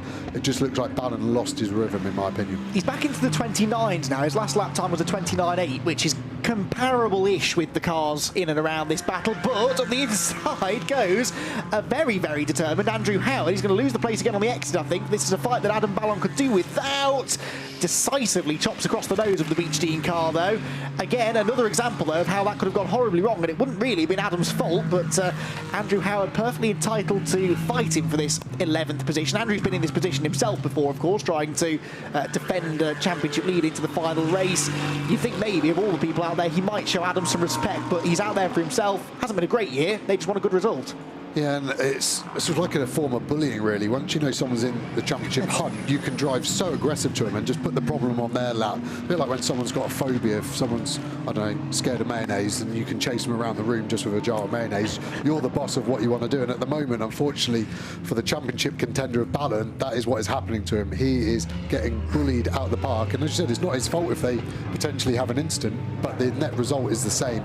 As we go into the hive of Barwell, Mark Lemmer looking happy for some reason. I wouldn't really know why. I'd be pulling what little hair he's got left out, I think, if I was in his position. Well, we're going to see a black and white warning flag, we're being told, for the 42 BMW for 4 track limits infringements, which is always good when we've only been racing for just over half an hour. We are ticking down towards the pit stop window, but it's still a little way away. The minimum driver time for GT3 is 62 minutes, so the pit stop window essentially opens 2 minutes into the second hour for GT3. For GT4, it opens 4 minutes earlier than that, so that opens 2 minutes before the halfway mark for GT4. That's when we can start seeing those cars come into the pit lane for their mandatory stops and driver change, refueling, change of tyres, etc, etc. So Andrew Howard then continuing to apply the pressure here to Adam Ballon, who's dropped now, as Joe was saying, 55 seconds off the race lead. Critically, though, I don't think he's 20 seconds behind Graham Davidson just yet. It's touch and go, but I think he is still in a position where he would potentially hand that car over to Phil Keane, still in front of the 47 Aston Martin, but that now is almost becoming the least of their problems, really. Speaking of the 47 Aston Martin, Graham Davidson just did a personal best lap and gained on Angus Fender in front, and again on the next lap. So for third position, Graham Davidson catching the Silver Cup BMW in front of him, whilst their big rivals, the 72 Lamborghini, look as though they may be about to lose another position there to Andrew Howard down to the hairpin. Ollie Wilkinson also starting to join in the fun. He's catching Michael Igoe. So some of the gaps have been developing in GT3 as they've got themselves back into clean air for a couple of laps. They've lapped the entire GT4 field once now and are starting to do so for a second time, actually, in the case of some of the leaders. Ollie Wilkinson there, race winner at Spa. They're in the same position as the McLaren in that if they don't win the race, they can't win the title. And right now, it's looking a lot more likely to be a McLaren title than an Optimum Motorsport Aston Martin title, because Wilkinson, whilst he is improving his pace, is stuck down in 10th position at the moment, with Igoe less than a second in front of him. Up front, meanwhile, Fender and Davidson matching each other in the first sector. So it'd be nice to see that battle, because Graham Davidson is starting now to apply the pressure to the BMW in front, which has at times, Joe, this season seemed to struggle on its tyres a little. Come to that in a moment, though, because Andrew Howard, well, any explanation for that, Joe? Not a clue. Maybe trying to distract Ballon by weaving and end up distracting himself. Maybe saw a good place to sell some ice cream. I'm not sure what the beach team guy was thinking there. One thing I'm just thinking out loud, and I know I'm very McLaren biased, but actually, if we're thinking about the Belf Championship, so we need Ballon to finish 9th or lower, possible. Davidson to finish 7th or lower, possible with the 20-second penalty. Dehan and Cocker to finish 5th or lower. Possible. It's a long shot, but from me ruling them out early doors and telling Rob there's no way they're going to win the championship, actually the way this race has transpired so far, there's an outside chance now. I'd say that the deficit of possibilities been halved anyway. I'd definitely throw a tenner on it now if I could get on bet 365 for British GT betting. He'll do anything to prove you wrong, won't he, Rob? So having told him he's not going to win it, that's probably the last bit of firing up that he needed to go out there and do just that. He's 19 seconds clear of anybody else now, but you're absolutely right. At the moment, they would be champions potentially, but of course we've got the pit stops and another hour and 19 minutes of racing to shake out. What have you spotted, Joe? There's a lot of smoke and not just dust at the old hairpin there, so I don't know if someone had a spin and he managed to not catch it, but yeah, it's very easy to run wide at the bottom of the old hairpin. 4th gear, very fast, about 100-mile-an-hour entry into there. If you drop a wheel, a lot of the time the car will obviously lose grip on the loaded side and it will spit you off to the right, and that's where we see a lot of contact with cars spinning across the track, collecting cars that are already on circuit. But seeing Igo and Wilkinson get a bit closer in the battle here, I did think Igo was going to have a bit more pace in this. We've seen his teammate Dennis Lynn be absolutely ballistic this year in British GT, so even with that position, that car could potentially climb itself up and be knocking on the podium by the end of this race, I think. One thing we definitely seem to be seeing, actually, and this affects Wilkinson too, the Silver Cup cars in GT3 are fading as the stint goes on. There's another one that's been struggling in recent laps, the number 9 BMW Offender, and that presumably is that extra weight they have to carry. It will have an effect on outright performance, but also on tyre wear, and all three of them, Fender in 3rd position, Ratcliffe in 7th and Wilkinson in 10th, have not got the pace now that they had 20 minutes ago. Do you think that is down to that weight? Yeah, 100%. So imagine carrying a rucksack with you. You're all right to do a quick sprint, you're not that much slower, but if you have to do a half marathon or something with 50 kilos on your back, you're going to start feeling it the most at the end when your energy is fully depleted. The energy in this instance is the tyres and the brakes are just using up what grip and performance they've got, and yeah, it's hard work hauling that around. It's hard for each car on each circuit, but recently I've been racing in the McLaren GT3 in China, and we have a 50-kilo ballast at the moment, and for me it's losing us 0.8 to a second, so I'd imagine they're probably in the same ballpark here, and then that exponentially grows once the tyres go off, and by go off I mean they get too hot, the rubber starts to wear out and they generate less grip. So yeah, he's going to be fighting hard, and then because you're working harder you get more tired as a driver, and it all starts to quickly downward spiral and dilapidate. Having said that he was struggling, he's actually just caught Ian Loggy, but I think that was because of some traffic that Ian caught at an inopportune moment through the old hairpin. So 2nd, 3rd and 4th here we're watching, and in 4th position the man of these three that really needs to make the progress, Graham Davidson, comes across the line 22.5 seconds behind the race leader, so a race victory for 47 is looking unlikely now. It would hinge entirely on there being a safety car after the pit stop window, preferably fairly shortly after the pit stop window as far as they're concerned. Their gap back to Sam Dehan, who has no pit stop penalty, is at about 13 seconds at the moment. That's not enough, as I pause for a moment as the Tolman Motorsport McLaren just about gets out of the way, but Ian Loggy's on the grass, he's going to lose place, he's going to bounce right back on the road in front of Graham Davidson, who takes to the grass himself, and well, will he go through? I don't think he'll quite complete the manoeuvre, but that was another heart-stopping moment for one of our championship challengers as he tried. I mean, he had to go for it. Loggy had made the mistake, there was a gap, but then there's a GT4 car in the way, and in fairness, Davidson bailed out. Yes, it was a heart-stopping moment, but it could have been worse. I don't know, I wouldn't have done that. Davidson, I don't know how he does his belts up with things the size of space hoppers like that. That was brave beyond belief, and that was nearly disaster written all over it. He just got the car on the track enough for that next little left king to make it. But he is super aggressive here. He's obviously been wound up by the team, I would suggest, because it looks like he has got some real impetus to get past Loggy. For me, it's not that important. Just Loggy's pace is pretty good. If he can overtake, brilliant. If he can't, then no worries, just chill. You've got 15 minutes till you can give the car over to Johnny Adam, who will do the job that he always does, the ultimate professional British GT champion so many times. I think that would be my outlook at the moment if I was Davidson.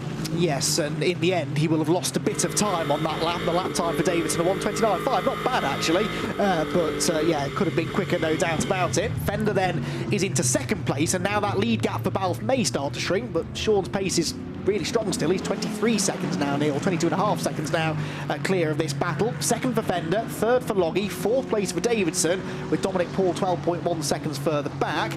Adam Ballon, I think, is now more than 20 seconds behind Graham Davidson. So. He is, isn't he? So Ballon down in 11th position.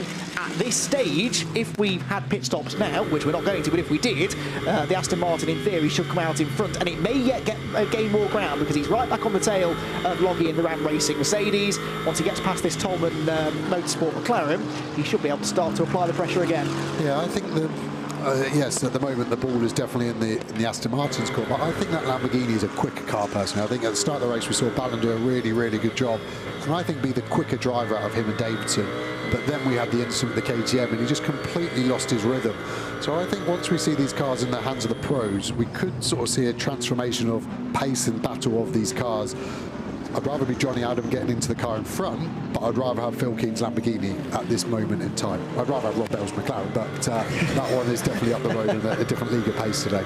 Close moment there for Sander Hahn as the remaining number 42 Century Motorsport BMW had a big moment over the curves, but Hahn survived it. He's been reeling in Dominic Paul actually of late. The gap was only 0.3 of a second at the start of the lap, but the BMW has just stretched the margin ever so slightly. Hahn in turn being still harried by Ryan Ratcliffe, and then the Michael Igoe and Richard Neary scrap. I think that's changed. Yeah, Igoe's gone through actually in recent time. Now this is what happened with Ian Lockie. Proper air underneath the Mercedes, and then we didn't know where he was going to rejoin, and nor did Davidson. In fairness, he probably committed before he actually knew where the Mercedes was going to end up. Yeah, this will be a great onboard from Davidson. So we see Loggy out there 2-3 foot in the air. It's pretty strong, and yeah, I think I would have lifted and just chucked up behind. He had so much momentum, it nearly worked. The bravery was 10 out of 10, but the risk element there was huge. And we just saw obviously Loggy run wide, no contact, just probably trying to carry a bit too much speed. And like I said, that exit of Old Hairpin is very, very quick, so easy to make a little mistake like that. And I wouldn't have thought there's any damage as we see a change to the lead. So Canning has got Williams, so 10 minutes until they can pit or so it'd be interesting to see if he can get that gap a little bit higher to help negate his 10-second penalty from the guys behind him. So they've had a brilliant second half of the season, the TF GT4 Aston Martins, and I think Canning has come on leaps and bounds. He's probably been my driver of the second half of the season, I'd say, pace-wise, and also just no mistakes. Be interesting to see how he got past Williams, if Williams put up much of a fight or was taking the longer view that when he hands over to Selin Fielder, who's been rapid in that Audi, would he be able to overhaul that change of position? But it'll be interesting to see how that goes for them. It was really Spa, wasn't it, where they won, that the momentum properly started to shift in the favour of the 97 Aston Martin. Back on the podium again last time at Brands Hatch too, and now they are in the lead of the class. They're pulling away. They were already, crucially though, more than 10 seconds ahead of the rest of the GT4 title challengers. So they, again, in theory, are in a pretty good position now for GT4. 12 months ago, it was GT4 that kept us guessing right down to the wire, and I think it probably still will this year, but it's actually GT3 where we've had most of the excitement in the first half of the race. Whoa, sideways. Too much apex curve there from Paul. You saw the car use a lot of the curve, which you think, oh, brilliant, he's shortcutting the track, but too much, and the car bottoms out there, takes the weight off the wheels, so then you're a bit of a passenger just sat in a sled basically doing 100 miles an hour, and did well to save that for an AM. I thought he was going to exit stage left and throw it in the gravel trap, but this is all coming to the hand now, that position, that battle. It looks like Paul's car is going off a little bit more than the hand, I would say. This battle just keeps raging on as well. It seems to be a lot of these two-car battles all the way down the GT3 grid that just keep going on and on all the way through. It's been brilliant. Richard Neary with a peek to the inside, more than a peek. There's contact there with Michael Igoe. That was a gap that was always likely to disappear. In fairness, Igoe, by shortcutting the chicane, will maintain the position anyway. Wilkinson had a run on both of them in the Optimum GT3 car. It'll be interesting if we get back there to see how that transpires. There's 4 cars with a GT4 being one of them in that mix, so I think that could come out in a different order, not being Igoe, Neary, Wilkinson. As we see, DeHaan, was that a little rub? Maybe. Hard to say. Such a short front end on the Lambo compared to the massive boat of a BMW, it's absolutely huge. I sat in one the other week actually to get an idea of it, and you just can see nothing. It's absolutely massive. You see how far back the driver's sat as well in that car. Yeah, indeed. Well, not far behind him is Sam Dehaan, who's definitely applying the pressure, feels that he's a bit quicker here, and indeed his recent pace would suggest that that is true. Through the Craner curves into the old hairpin. This is where the BMW had a moment. He stays well away from the curve this time. Not making that mistake again is Dominic Paul, but he almost ran so wide that he was on the dirt and ran onto the grass anyway. Managed to keep it together though, so he stays in front of Dehaan in 5th position. Now there's more traffic. Just as you start to settle into a rhythm, there's a GT4 car in front of you, and now he has no choice but to go offline into Coppice Corner and hope that that doesn't compromise his exit speed. As it happens, on that occasion, I think that was the 57 HHC McLaren, sort of actually held up Dehaan more than it held up Dominic Paul, so it stays as it was, and then Ryan Ratcliffe starts to move on to their tail as well. So less than 10 minutes to go before we're at the halfway mark, which means that less than 8 minutes to go before the GT4 cars can start to pit. And don't forget, we've got the silver pit stop penalties in GT4 as well, which will take on some significance for some of our championship contenders there as well. So until the pit stops are done, we really won't have much of an idea how GT4 is going to shake out. GT3, we've got a slightly better chance of figuring it out. We've had a change, by the way, on our timing screen. We can see for 3rd place, Graham Davidson's got past Ian Loggy. That is significant then. So the 47 Aston Martin is into 3rd position. And Ian Loggy down to 4th. That's more points potentially for Davidson. This, though, is how the GT4 lead changed. A better exit from the old hairpin there. Yeah, that is amazing. If he's going to go all the way around the outside there, he obviously then inherits the inside coming into McLean's, and great racing by both of them. And yeah, as you said, just a really good exit out of the old hairpin. Has a fair amount of speed extra to carry out of there and keep it all clean. Williams was very fair, didn't fight too hard. Sees the bigger picture of the longer race, I would say. That was really, really good. As we go to Ballon, and getting a few tweets coming into me at Osborne Joe saying the car looks like it's crabbing. I can't see that personally. I think it looks okay. The lap times he's able to deliver in clear air are okay. I just think he lost his rhythm so much. That's what's hurt him, and that's why he's so far behind the leaders. He's lost, though, 15 seconds to Ollie Wilkinson. I know he's a silver driver, but still, it's only been about, what, 6 or 7 laps or so. That's a lot of time for Ballon to lose. So if he has lost his rhythm, he's well and truly lost his rhythm, and he's a better driver than that, surely. Yeah, it's so hard. It's a mental game. We see it. I love a lot of tennis, and when you see a player lose their mind, that's it, game over. You might as well just hand it over straight away, as we see Davidson run. One thing would be interesting, if possible, to see the onboard from Ballon. If the car is bent, then going down the straight, then he will either have left hand down or a bit of right hand down to see if that car isn't true and straight. But yeah, I think Davidson has done a really, really good job here. If you would have said to him, we're going to give you the car, you're going to come in 3rd place, 2nd in Pro-Am, would you take that? He would have bitten your hand off. And then add that, how far Ballon is behind now, probably 40 seconds behind or so.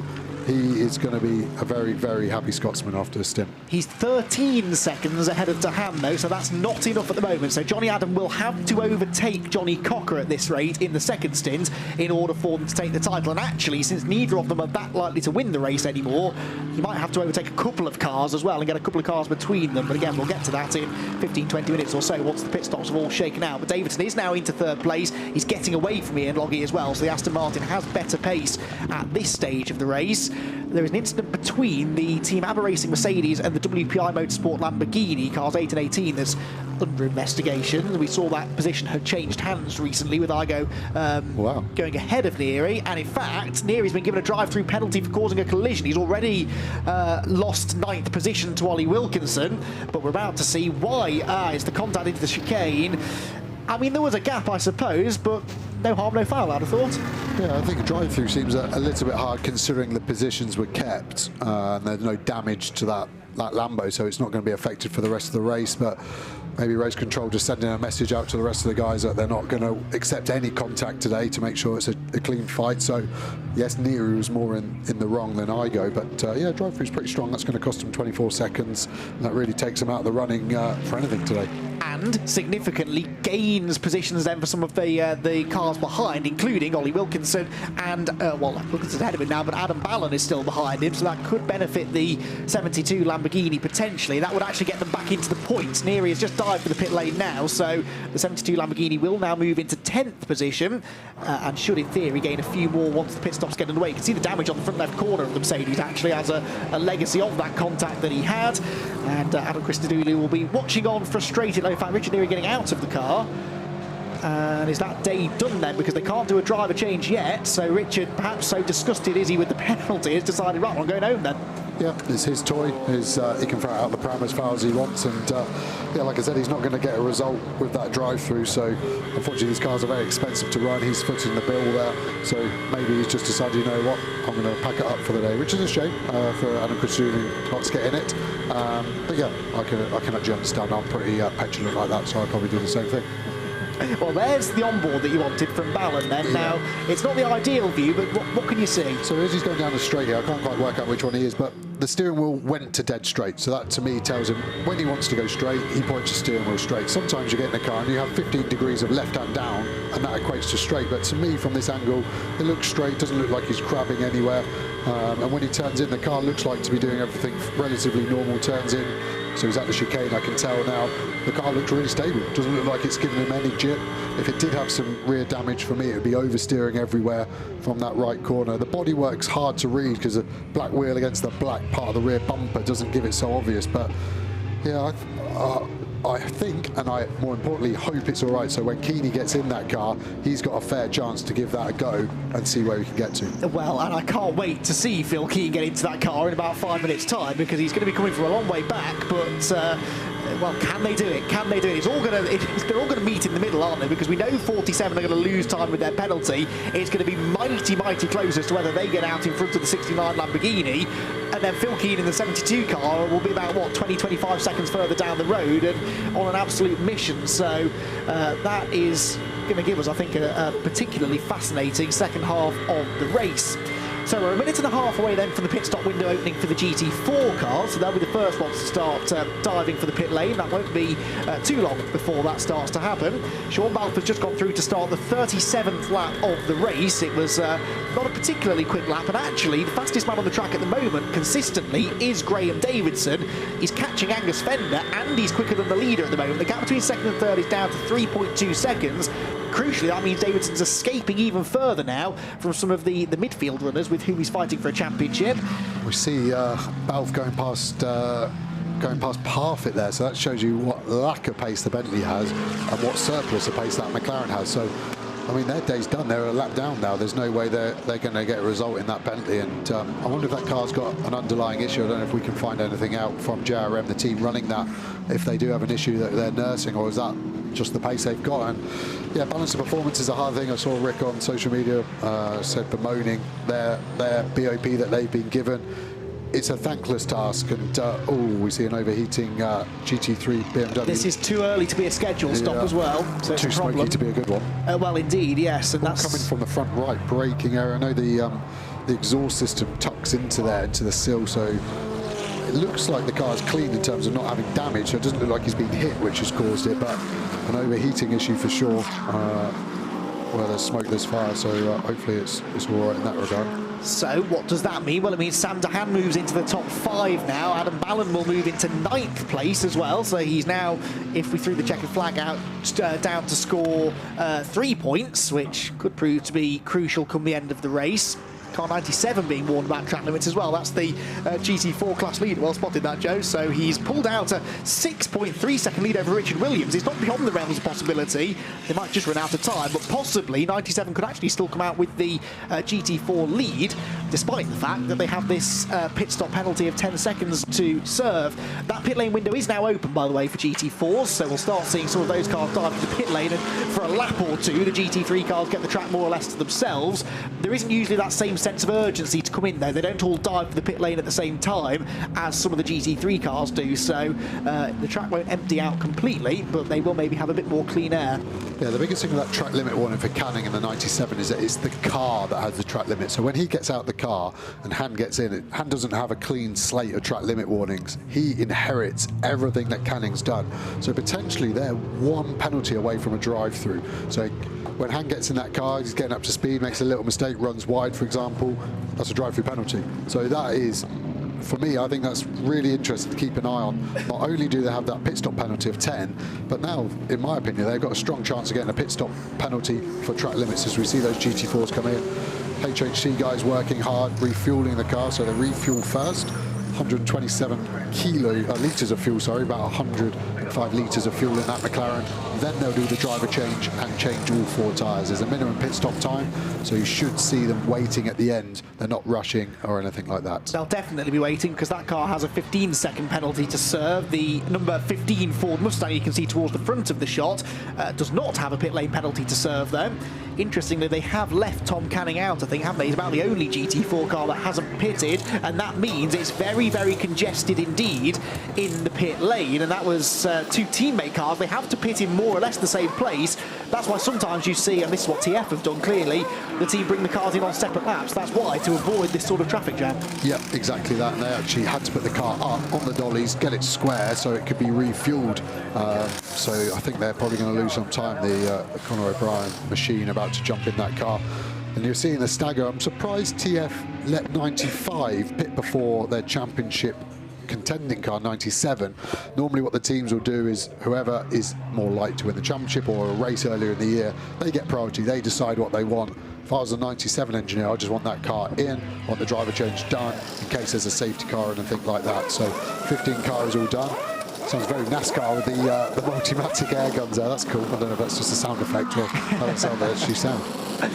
In fairness, though, as far as the 97 is concerned, Tom Canning's got good speed, so let him go. You know, he's at the moment doing enough to maybe build up a big enough margin to retain the class lead, let alone stay ahead of the cars fighting for a championship with him. So 97 may stay out there for even more than an extra lap or so, because this man, Tom Canning, has been by far and away the fastest GT4 driver so far today, and on this lap, with no one around him, personal best first sector, 21.0. So Tom Canning, at the moment, maybe there's no huge rush to get him into the pit lane.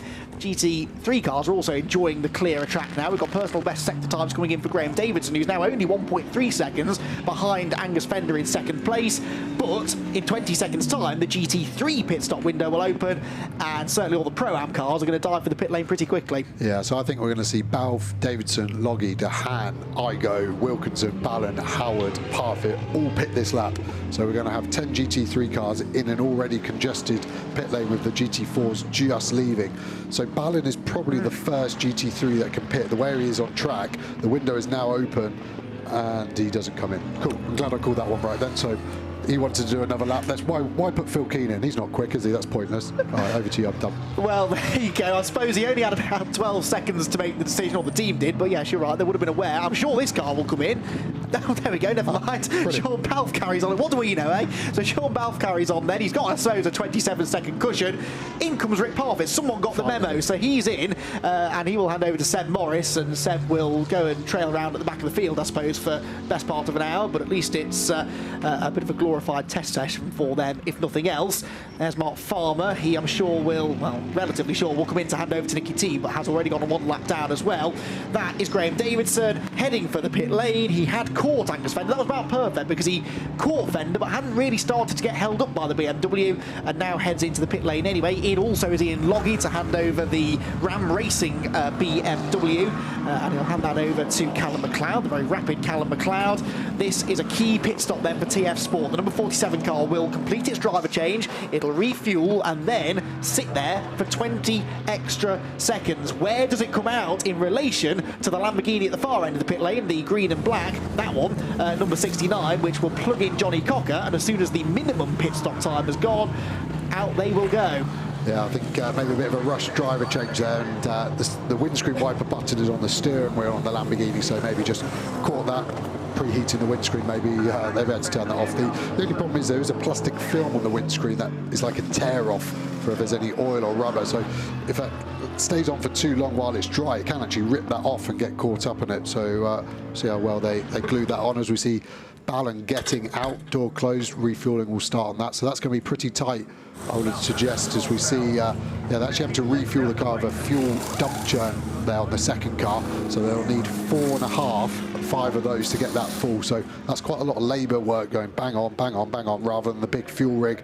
As the leader Balfe stops, plenty of space, car off. You see the tetrahedral doors lift up on the McLaren soon, hopefully. We need to get that driver out before the refueling starts. The door just opened before we cut. Clearing the front, there's obviously a bit of grass, potentially from when he went wide, trying to get past Loggy, but obviously didn't overheat, so that'll be fine. Cocker's already in that first 69 car. Keane there, stood up, blue, white helmet, ready to get in as soon as that last fuel churn is done. We see the 47 car still in the air, even though it's done. That's most probably just to keep the heat in the tyres. As soon as it touches the ground, that heat dissipates into the floor. So they'll drop that most probably of 5 seconds to go.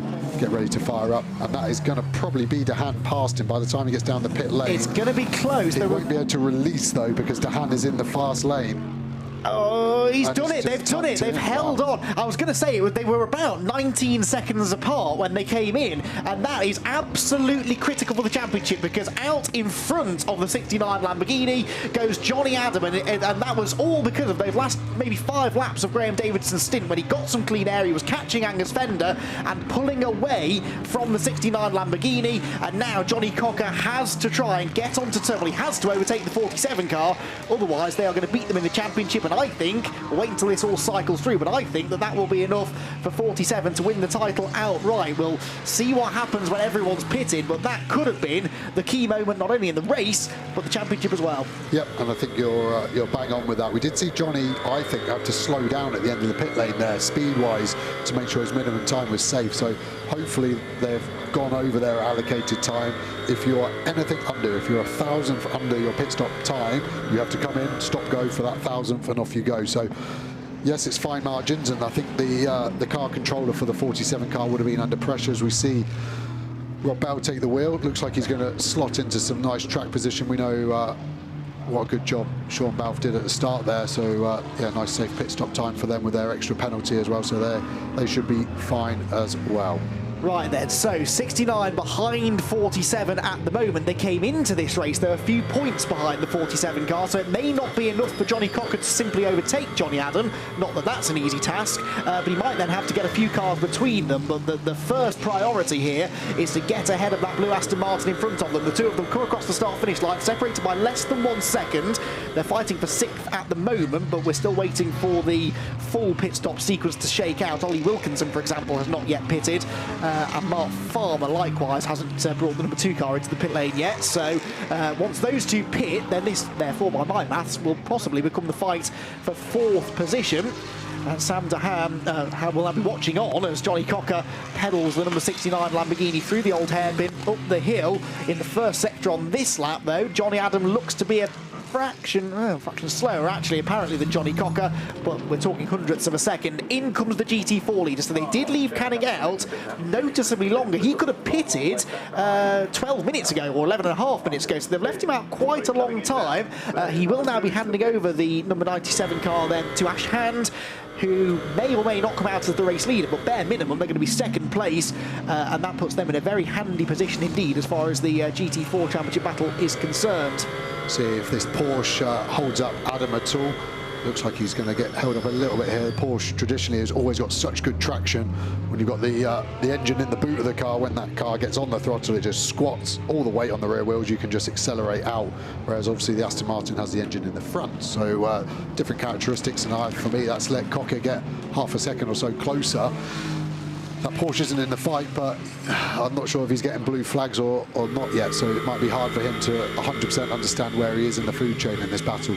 Yeah, absolutely. They have stopped, I believe, but he now finally gets out of the way anyway. So in the end, what he did do was allow the gap to come down, but he's let them both through at the same time. So that was a net gain there, you'd have to say, for Johnny Cocker. It's going to be confusing, isn't it, with the two Johnnies battling for position and for a championship. But Johnny Adam is the man in front at the moment then, in 6th place. 7th place Johnny Cocker, and into the pit lane, by the way, have now come our 2 remaining GT3 cars. So Ollie Wilkinson and Mark Farmer have pitted, so at the end of this lap we'll be able to tell you exactly what position this is for. There's Wilkinson in, out of the car in fact, and now Bradley Ellis about to get in. There's a bit of damage, isn't there, to the front of the car though? He's definitely eaten something there. It's not really anything to hit round here. The rector-cell barrier through the chicane is on the left hand side, so if he's hit it on the front right, he's done something really well there. So maybe a bit of contact with GT4, but just lose a little bit of front aerodynamics, if anything, in terms of it just stops the airflow doing exactly what it should over the splitter. So maybe Brad's going to have a bit more high-speed understeer through the corner curves, for example.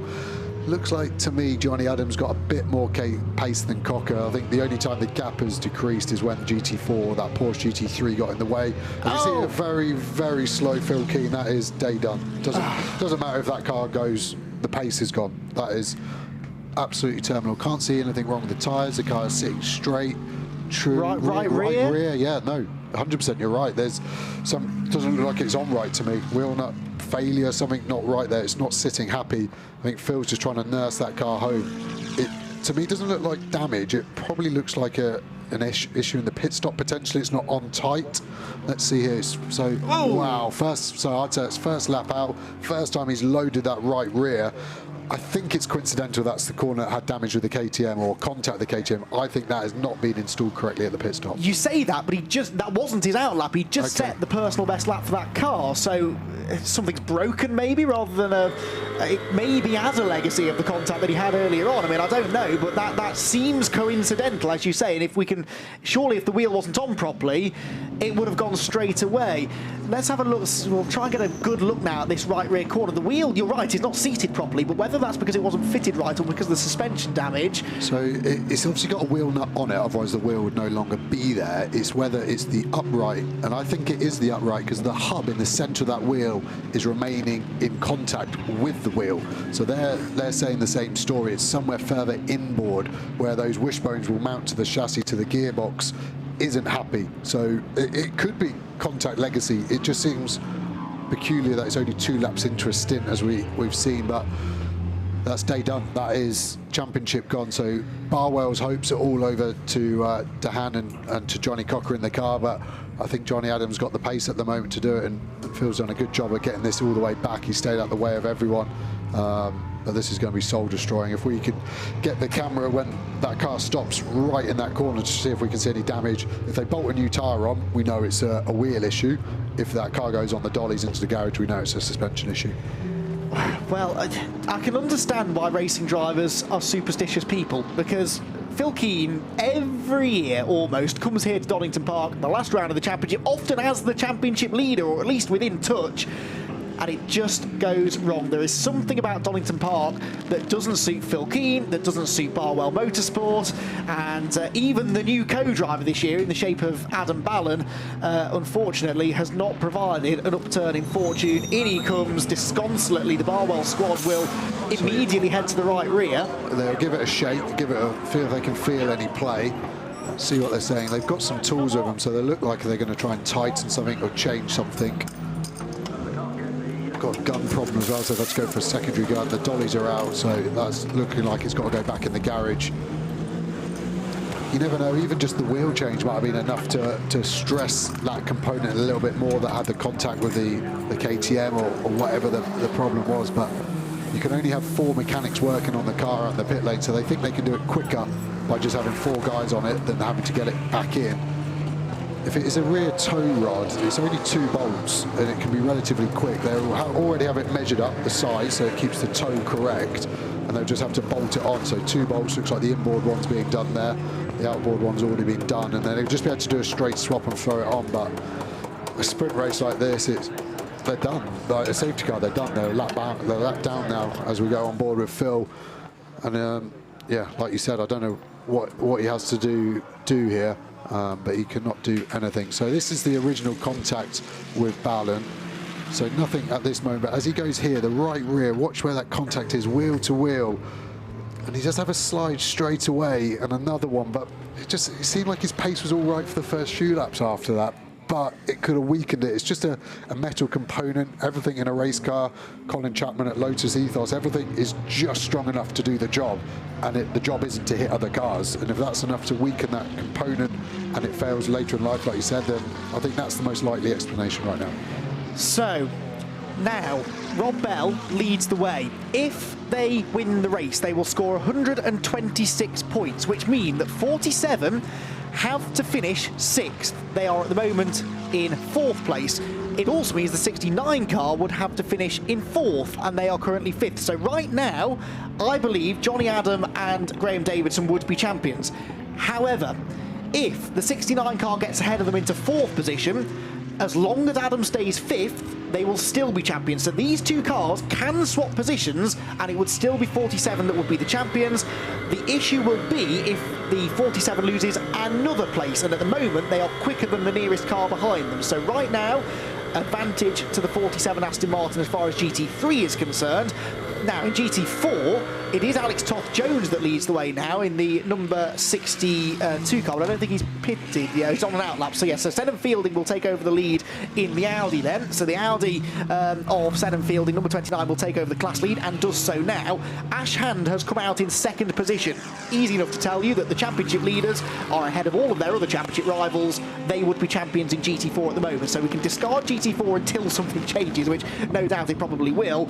It's all about GT3. And right now, Johnny Adam is getting away from Johnny Cocker in the Barwell Lamborghini. Just very quickly, last comment that I'll make on the 72 car. Is it possible, do you think, that any damage that was sustained in the contact with the KTM could have been aggravated by the pit stop? Because I know that they lower the car as gently as they can, but as they lower it off the jacks, as they fit the new wheel on, is there any way that could have aggravated an old injury, so to speak? Yeah, definitely. I mean, the wheel guns are super powerful. They spin at 1800 RPM, 900 to 1000 Newton meters of torque, which is more torque than the V10 Lamborghini engine produces. So that stress all the way through that suspension system could definitely be the straw that broke the camel's back in this instance. And yeah, it's just too much coincidence for it to happen that close to the pit stop. I called it wrong. I thought it was a wheel loose, but it's definitely a suspension problem. And yeah, unless there was any more contact at the start of Phil's stint, which we haven't seen, I don't believe has happened, it's got to have been that set of circumstances that has unfortunately followed the Barwell curse of Donington deciders. I would suggest that Andy Jaye went and had a word with him. I don't think that's sensible right now, but maybe before the end of the afternoon we'll try and get you a definitive answer on that. Maybe off mic might be the best way to try and do that. As far as the race is concerned, by the way, Rob Bell still leads by 15.1 seconds over Alex McLeod in the Ram Racing Mercedes, and Jack Mitchell in the BMW, the number 9 BMW, who is a silver graded driver, so he's losing time at the moment to Johnny Adam and Johnny Cocker behind. If Adam catches him, then that could be an interesting situation. And don't forget, it was the number 9 BMW, wasn't it, that got caught by Johnny Cocker at the end of Brands Hatch, and that sort of sparked off the whole change around between the Barwell cars. So Jack Mitchell may yet have a part to play in all of this championship battle. If Cocker, in theory, could get past Adam and Mitchell, that would give them the championship. So that's the next gap we need to monitor. Johnny Adam at the moment is lapping quicker than anyone, though. He's just done a personal best lap on the previous lap, or nearly quicker than anyone. He wasn't quite as fast as Alex McLeod in second place, but the 15 seconds at the front of the field for Rob Bell is a comfortable cushion, although it is starting to creep down. McLeod looking for his and the team's first victory. Yeah, I think you're right. I think it's an interesting dynamic. The only thing I think here, interestingly, is I think the only way that Adam cannot win the championship is by losing positions. Yeah. The only car behind him that is going to do that is Dennis Lind, I think. Still about 9 seconds behind him, potentially a bit more pace, but that's not going to be, one position is not enough to lose the championship. Nicky Team's too far back.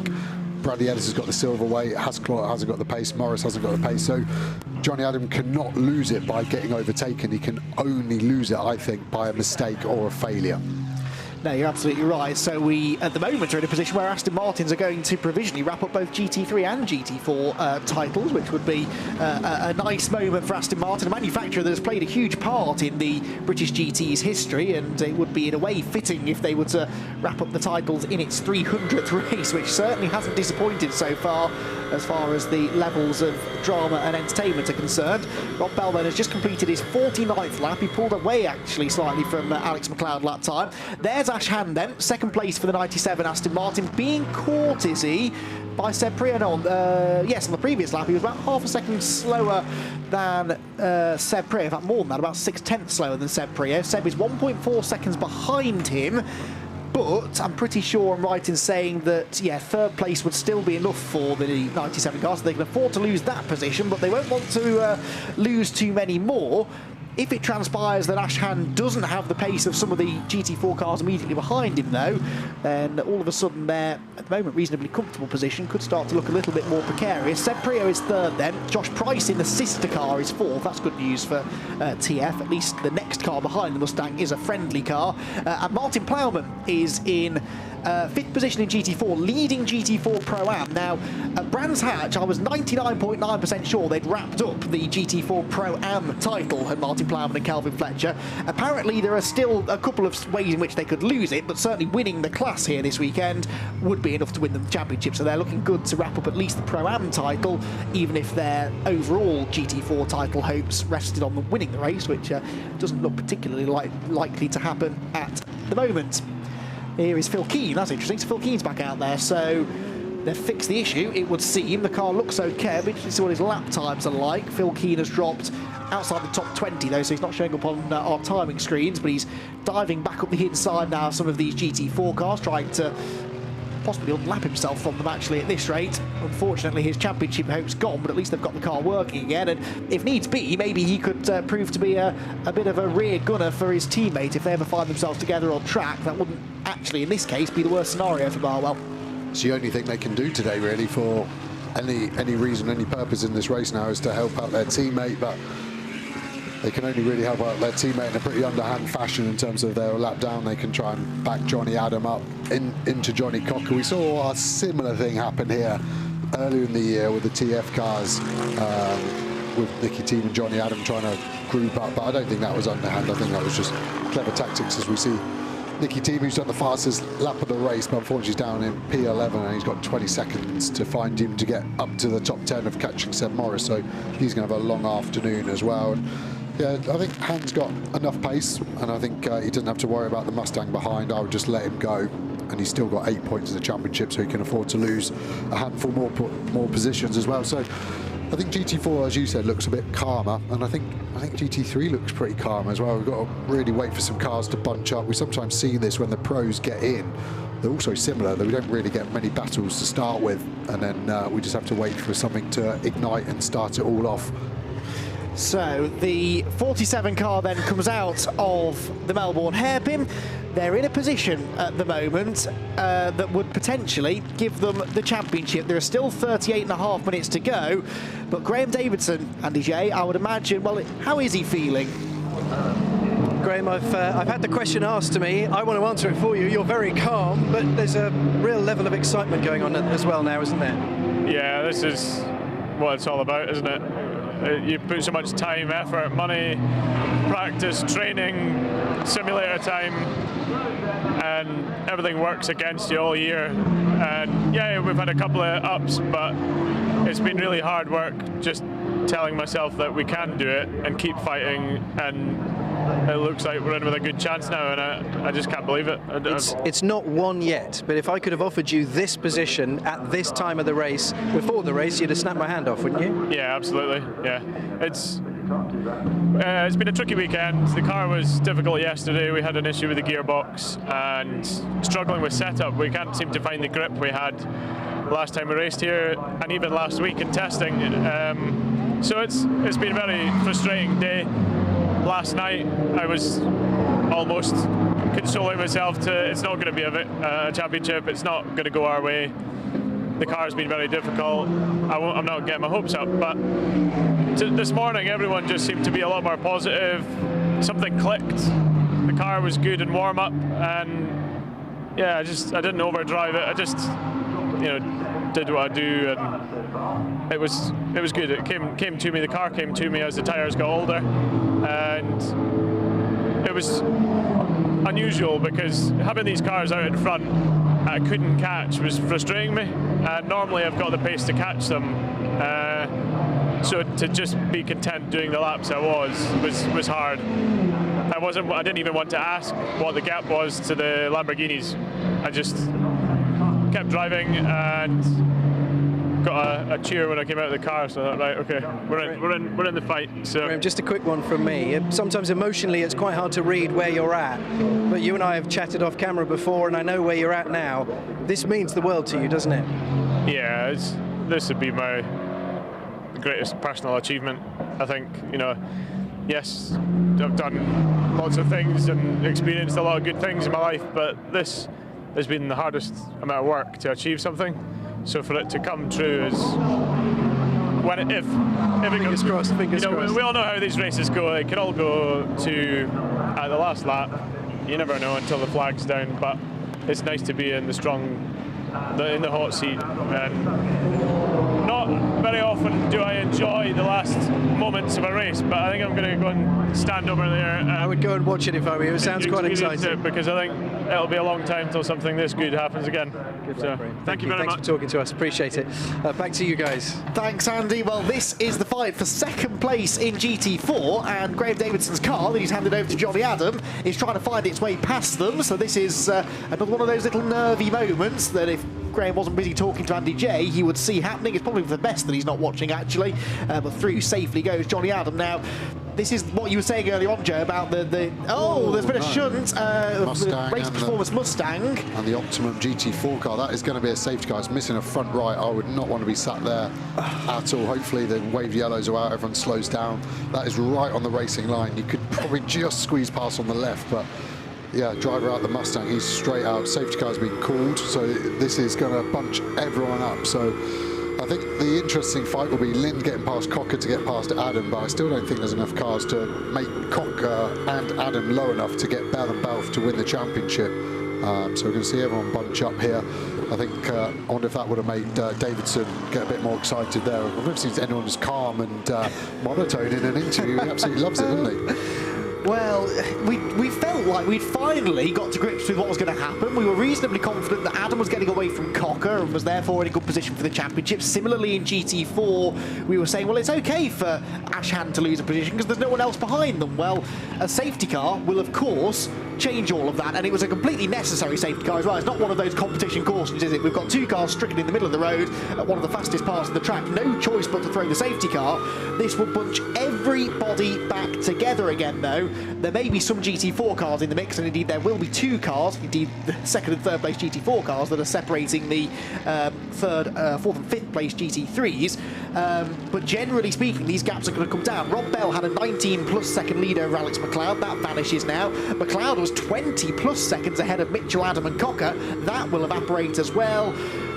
Who knows what's going to happen now over the remaining half an hour or so, but this was just the twist in the tail that we were waiting for. We all felt it. We all felt that this wasn't over, and it certainly isn't, is it? No, and although, yes, the time deficit is written off, there will be a lot of GT4 cars you would have thought, probability-wise, in that 20-second gap for first to second, second to third. So yes, you might have lost 20 seconds, but if you've got 4 GT4 cars between you, that's probably still worth 6 seconds by the end of lap 1, by the time they've unlapped themselves. We've got to try and work out where the GT4 leader was up to in terms of where the GT3 guy was there, and how many GT4 cars will go a lap down now is the hard bit, as we see Rob Bell start to slow down quite quickly, and the safety car has an easier job of picking them up. So that GT4 car there, the McLaren Tolman car, which I think was the 5 car, will be the last GT4 car on the lead battle, basically, the way the safety car has gone. So it was either Proctor or Smith. I didn't see which colour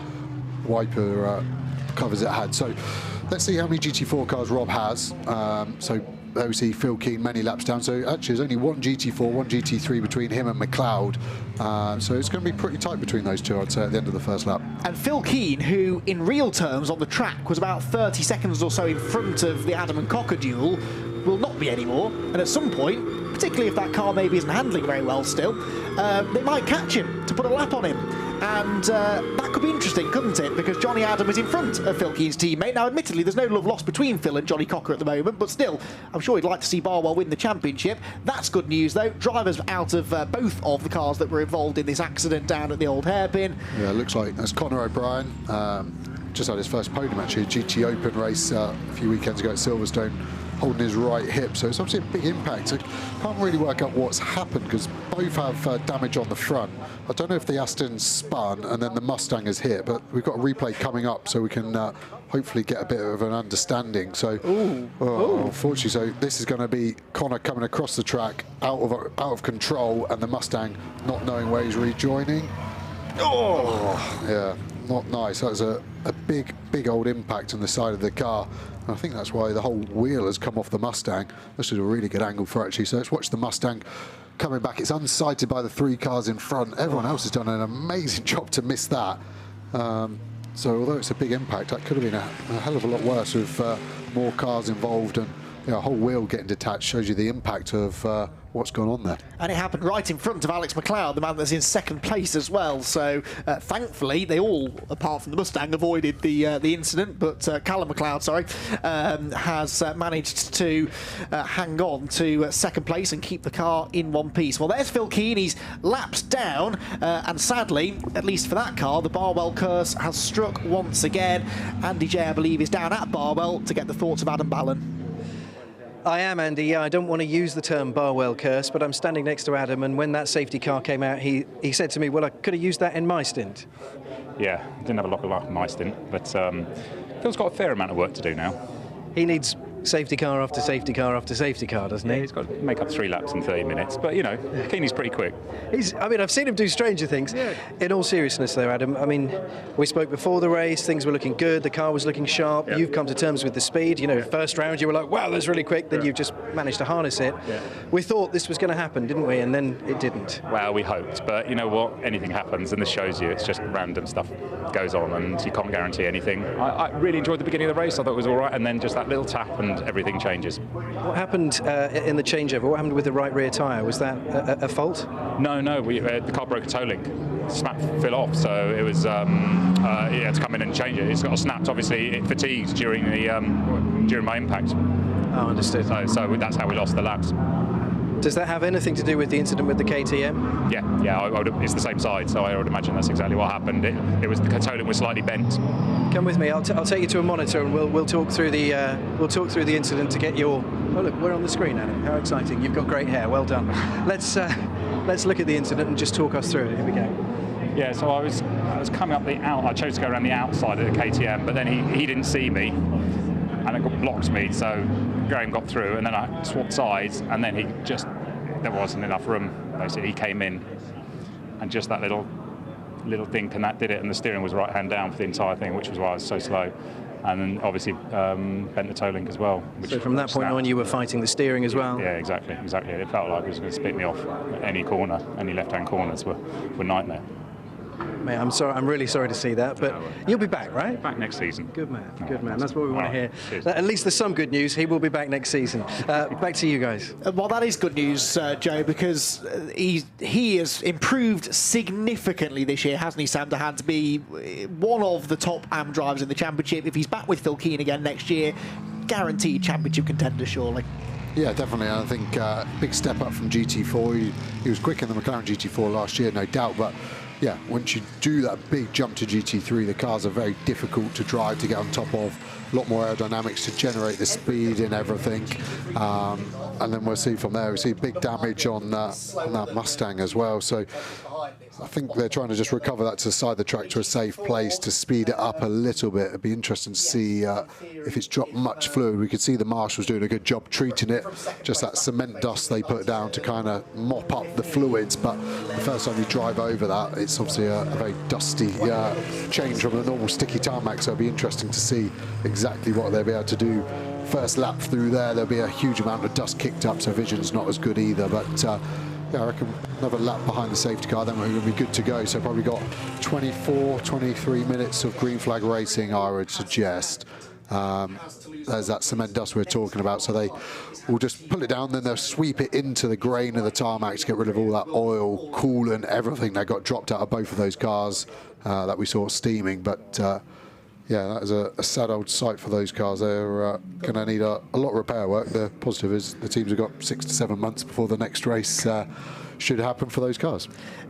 Just had a fascinating conversation with our director, and he was saying, right, well, so what do we need to focus on now? Well, everything. That's the problem. In GT3, it's all about to kick off, I think, because we've got this fascinating situation where, you know, the top two in the race, Bell and McLeod, they're probably going to set off into the distance and have their own fight for the victory with relatively little title implications there, although Bell needs to win the championship, but that's an outside bet now. But then you've got Jack Mitchell in third position in that number 9 BMW, a Silver Cup driver, in theory slower than the cars around him, and the car's heavy, so the tyres are going to go off towards the end of the race. He could start to bottle up Adam and Cocker, and right behind them is Dennis Lind. At the moment, Adam is champion, but if Johnny Cocker gets past Johnny Adam and finishes in 4th place, Johnny must finish 5th. So if the move is made by Cocker, Adam can't afford to lose any more places. The next car behind is another Lamborghini. Granted, not a Barwell car, but we think, don't we, that Dennis Lind is going to play the game here. He won't necessarily attack Johnny Cocker too much, but if Cocker goes past Adam, it's... I think he's going to have a go at Johnny Adam, isn't he? Yeah, definitely. Dennis Lind, Lamborghini factory driver, so his paymasters back in Bologna will expect him to do the right thing for the brand, and if that is to stay behind Cocker and try and get past Adam to win a championship, then of course that is what he will be intending to do. That is the only other option of then a Davidson-Adam championship is Cocker and Lind have to get past him. I don't think Cocker's got enough pace. We saw them leave very close after the pit stop, so I don't see why that would have changed now after 30 minutes of this stint. I don't think the cars have changed enough to fully swap and make the Lamborghini quicker than the Aston Martin. So even if I throw Jack Mitchell in there, you're still not convinced? I just don't think that's enough. I just think Adam will clear Mitchell and then they'll continue their battle, but just a position higher, as it were. I don't think the pace and the impetus from Cocker is there to overhaul Johnny Adams' position. So that's GT3 then. Johnny Adams got it all wrapped up apparently. In GT4 though, well, it's equally as close, isn't it? This is on board with Seb Priaulx, I believe, isn't it, in second position, looking at the third position, looking at the back of Ash Hand in second. As things stand, Hand is champion. Even if Priaulx gets past, Hand is champion, but it's exactly the same situation as in GT3. If Hand loses 2 positions, one of which must be to Priaulx, then Priaulx is champion. However, the difference here is the next car behind Seb Priaulx is the 95 TF Sport Aston Martin, so at least it is a teammate car to Ash Hand. You would be almost certain, therefore, that those positions wouldn't change, but this brings the rest of the GT4 category into play as well. However, the next 3 GT4 cars are Pro-Am cars, so it's still all to play for there, I think. But again, both championships now require the drivers in the box seat at the moment to lose ground, don't they? Yeah, exactly. And I think that's the only way it can happen. I think Hand has got great pace as well. I think Aston Martin have done a really good job this year, bringing 2 new cars in, GT3 car and the GT4, both new to assault a championship like that is super impressive, as we see the safety car is going to come in this lap. And I just think they've also timed the BOP right. I think they've done a good job at making sure their car is strong at the midpoint to the end of the season, where all the teams will gain momentum, understand the car and get the most of it. So we see Rob Bell backing them up here. The interesting thing with multi-class racing is you've got a slightly different tactic here.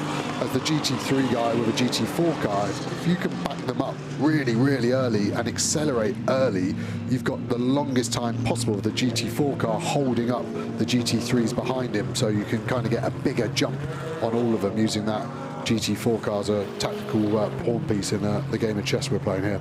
So the race leader then, Rob Bell, about to accelerate and get the race back underway with about 23 minutes left on the clock. Who will win the race? Who will win the championships? What other drama does this 300th British GT race have to offer us in the remaining part of it? Rob Bell then through the final corner, a bit of a slide there through Goddard, possibly on some slightly colder tyres, but he is off, and you can see there immediately what Joe Osborne was talking about. The gap opens up because Phil Keane, first of all, but then more importantly, Callum McLeod cannot overtake that GT4 Aston Martin until they cross the line. There are a couple of GT4 cars that were separating Johnny Adam and Johnny Cocker. They now disappear, and those 2 GT4 cars are the top 2 in the GT4 Championship and in Championship order at the moment. But Seb Priaulx needs to apply the pressure and try and ideally force the 97 Aston Martin into a mistake here. If Ashan goes off the road, then all of a sudden it all changes completely. So Seb not only needs to get through, but hope that several others do as well. There is Dennis Lind then. He's 6th place in GT3 in the red Lamborghini. He could yet have a part to play in all of this. Needs to safely negotiate these 2 though. Goes to the outside of Seb Priaulx. Will he go to the inside? No, stays to the right hand side of the road, but Ashan is blocking from him. He didn't want to leave the door open for Seb Priaulx. This is why he didn't want to leave the door open for Seb Priaulx. Seb is up the inside now into Coppice Corner for 2nd place in the race, and Seb Priaulx goes through. He's gone ahead of the TF Sport Aston Martin and into 2nd position. It's not quite enough yet for him to take the championship, but that is a step in the right direction, and there are more cars being driven by pro drivers that are catching these 3 Silver Cup cars in front. So in theory, Martin Plowman in that number 11 Aston Martin, who himself is still mathematically a championship contender, could have pace over the cars in front. Now, how concerned are you for Ashan's championship hopes? Yeah, the next few laps will start to transpire exactly where his pace is, where his head is, what he's planning on doing. He can now just follow Priaulx. That is the positive. It's always going to be a bit chaotic after a safety car start. Looks a bit more dramatic. Everyone's bunched up. But I generally think that car's got pace when you look at his best lap, his sectors, and what he's already done in this stint. He should have enough to go. And then to have a rear gunner that should be playing the game, and then the car behind that is also an Aston Martin. You just hope he's got enough, as we see Cocker on the back of Adam, traffic getting into play, Cocker looking like he's got to go all the way around. That's a long way through a very fast sequence of corners and craners, and looks like the gap has ebbed back out to probably where it was at the start of that lap before the Academy GT4 car got involved there. Johnny Cocker was a second and a half quicker than Johnny Adam on the previous lap. I'm imagining traffic had something to play in that, but they're both quicker than Jack Mitchell in front, so that is going to bunch together. I think that's almost inevitable. They will catch the BMW. It's the effect that then might have on their battle, and indeed who else can catch them, that could prove to be pivotal. And I am getting flashbacks to Brands Hatch here when Jack Mitchell was being caught by Barwell Lamborghinis, but we'll see what transpires over the remaining 20 minutes, and there are just 20 minutes left in this one then. Over the hump in the road, down the exhibition straight into the braking zone. Cocker weaving around. He was way too far back to attack there, but he's trying to create that flash of colour in the mirror, just try and distract Johnny Adam, but that is almost impossible to do. You'd have to imagine someone of Johnny's immense calibre and experience is not going to suddenly get scared off the road by the Lamborghini. But this is certainly going to run right down to the flag, I think, and it will all depend on what Jack Mitchell does and how difficult he makes it for the two cars behind him when they catch him. Dennis Lind, by the way, is 3.5 seconds behind this pair. Now, on the previous lap, he was slower, but they're now in clean air. It's his lap times we need to watch here, as Cocker had a peek to the inside of Adam, but didn't go for it. Lind is quicker. Lind is faster than both of them. On the previous lap, 8 tenths up on Johnny Adam. He could get there. Definitely. And it's then what do Lamborghini do as a collective with WP, Motorsport and Barwell? Do they actually swap and let Lynn try and get past Adam, and Cocker can then follow through? It's going to be hard to work out what to do. And Lynn's got the pace, but it's still going to take him 4 or 5 laps to get up there, I'd say. Otherwise, it's going to be a long old battle, and it's going to take a while. And I just think Johnny Adam is Mr. British GT. He's so calm, so relaxed. Yeah. We'll see. We will see indeed. Now, this is of significance. Martin Plowman has passed Ashan's rear gunner, Josh Price, and is on the tail of the 97 car. This could provisionally have a real effect on the 97 car's championship aspirations. They need to finish in 3rd position, I reckon. Joe Osborne's getting the abacus out to try and figure it all out. I'll focus on the racing. 2 Aston Martins absolutely together, and the number 11 car is attacking. I think it's signalling his intent here, flashing the lights at 97. He is not going to just sit behind for the remaining 18 minutes. Exactly, you are right. He's got to finish 4th. If he finishes 5th, he will be tied on points with Maxwell and Priaulx. So then it will go to count back of most wins. Maxwell and Priaulx have 2 versus Canning and Hans 1. So although they'd be joint, that would grant Maxwell and Priaulx the championship joint on points. So yeah, he needs to hang on to this 4th position for sure. Yeah, well, yes, indeed. So he's 3rd at the moment. 4th would do, 5th would not. That's my understanding of that situation. So he can afford to lose 1 place, but that is it, and then he's on the brink. So again, though, thankfully the next car behind him is 95, his teammate, but there are more catching up. 77 is Michael Broadhurst, another pro driver. Number 20, the McLaren behind then, is Michael O'Brien, another pro driver. So there are pacey cars coming up behind the 97 Aston Martin here, and I think Ash Hand is going to have his hands full here, well and truly, to try and maintain this championship advantage. Yeah, as we're going on board there, you see all the electronic equipment helping. One of the dashes in the middle there was his delta time, so going down Craners, he was plus ½ a second already off his best lap. So that car maybe has lost a bit of pace over the end of this stint. Already it's not being as quick as it can be, as we see the Mustang go down the inside of one of the HHC McLarens, which is a lap down, I believe, but a bit of contact there as well. And there's that delta, that top one, the Race Logic blue box, 1.2, 1.3, climbing as he's stuck in traffic now, and that's the time that the driver stares at to see. It's actually decreasing now as he gets a run onto the back straight. Went a slightly shorter distance round, but then it will gain, unfortunately, down the straight as his run is slightly less. That HHC McLaren is a lap down, so Should be getting out of the way maybe a little bit better than that, but it's a championship day, so anything goes, it seems. Yes, and their teammates, remember, are technically still in this fight, but they're a long way back, so it's unlikely they will become a part of it. Certainly, though, number 58 car is not leaping out of the way. Jordan Albert making life difficult, but now we've got a change on potentially between the TF Aston Martin and the Beechstein car, because coming back now at Martin Plowman is Josh Price, former BTCC star, and that maybe opens the door for Michael Broadhurst to join in as well. 6 GT4 cars under a handkerchief, and 5 of them fighting for position, and about 3 of them fighting for a championship. Across the line they go then. The sky is starting to darken as well. I must say that those clouds are getting more and more ominous, just to add a bit of extra spice into this mix, with 16 minutes left on the clock, and this is how perilously close it is here for Ash Hand. If any more than 2 of those cars behind him get through, he will lose the championship lead. Yeah, definitely, and we see Dennis Lind doing his personal best lap of the race, and now the deficit to Cocker is only 1.5, so he's half that deficit in 2 laps.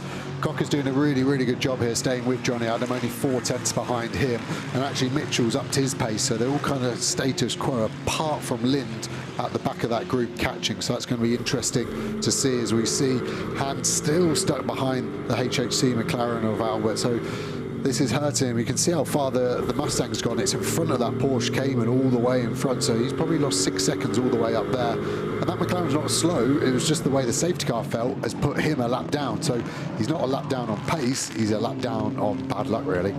At some point as well, you have to imagine the GT3 cars are going to catch this lot to put another lap on them, and that I can't wait for. I'm more equally nervous about it as well. Well, that is going to be a real spectacle, probably in the last few laps of the race. Down into the Melbourne hairpin they come then, 3 Aston Martins together, still boxed in behind this lapped McLaren, number 58, that is not a part of this fight, but is becoming a part of this fight, in that he's holding up those cars behind. The 97 car of Ash Hand, though, at the moment, still in a position to take the championship if things finish as they are now. They may not finish as they are now, and he's desperately trying to get past this McLaren. If we dare tear our eyes away from all of this, we can hand down to the pit lane where Andy Jaye is with Tom Canning, who I'm sure is having kittens right now. Andy, I don't know if you can see us, but kittens is about the right word. Tom, you are really going through it emotionally right now, aren't you? Sorry, could you repeat the question? Sorry, I can't hear you on the pit wall. I'll repeat, yeah, how are you feeling? You look like you're really struggling emotionally. Yeah, it's nice in the car. I was calm in the car, but it's hard watching, especially when it's this close. But, I mean, this is what you want. You want it to be this close. You want it to go down to the last lap. Maybe I don't right now, but it's the way it should be. And, yeah, I think it's quite incredible. The car's been outstanding. I mean, it's his debut season, and we haven't had any faults. It's been flawless, and TF Sport have done such an excellent job with preparing the car. And yeah, I can't really ask much more. Is this the most nervous you've ever been in your life? Yeah, definitely. There's a lot on the line, but like I said, it's more exciting this way for sure. Maybe not in all the right ways, but yeah, I think I'm just grateful for. I'll let you relax. You go and well, relax if you can. A few minutes to go, but I'll leave you to it. Thank you for talking to us. Appreciate it, Tom. Thank you. Well, he's having kittens. We're having kittens up here as well. We're on the edge of our seat as again Ash Hand tries to get up the inside and can't quite do it. Seb Prio, by the way, is catching the leader in the class. If Seb Prio gets the lead, he wins the championship. And on that previous lap, Seb Prio, well, was actually 3 tenths slower than Senna Fielding, but on previous laps have been taking up to half a second out of him. So Seb Prio, if he can catch the Audi and overhaul it, then it might not matter what Ash Hand does. Even 3rd place would not be enough for Hand to retain the championship lead. So just as 12 months ago, this Donington decider is going right down to the wire in GT4 and in GT3, where Dennis Lind has gone past Johnny Cocker. So Johnny Cocker has lost a position, but is that tactical maybe? I don't know if we've got the overtake on camera, but if we have, I'd like to see just how hard Johnny Cocker made that, because now he can let Lind go, and he is the man that now can maybe prise the door open against Johnny Adam, and Cocker may be able to take advantage. Yep, exactly. Lind's not in the championship, nothing to lose. I'm sure Lamborghini will buy a front bumper for him if that becomes damaged on the back of the Aston. So, Yeah, Lind is the guy with the pace in this group of 4, and I would probably suggest that Mitchell is going to start to go off a little bit, and that's going to back Johnny Adam up. The BMW is very strong in sector 1 and 2. Doesn't lose any time to these guys. It's sector 3, like I said earlier, the big stops and the big acceleration zones where that big BMW plus its silver ballast really hurts it. So let's just try and see, I think, where Lind is quicker. That first sector doesn't seem too much in it, so potentially he's going to be in sector 3 again, where he is strong.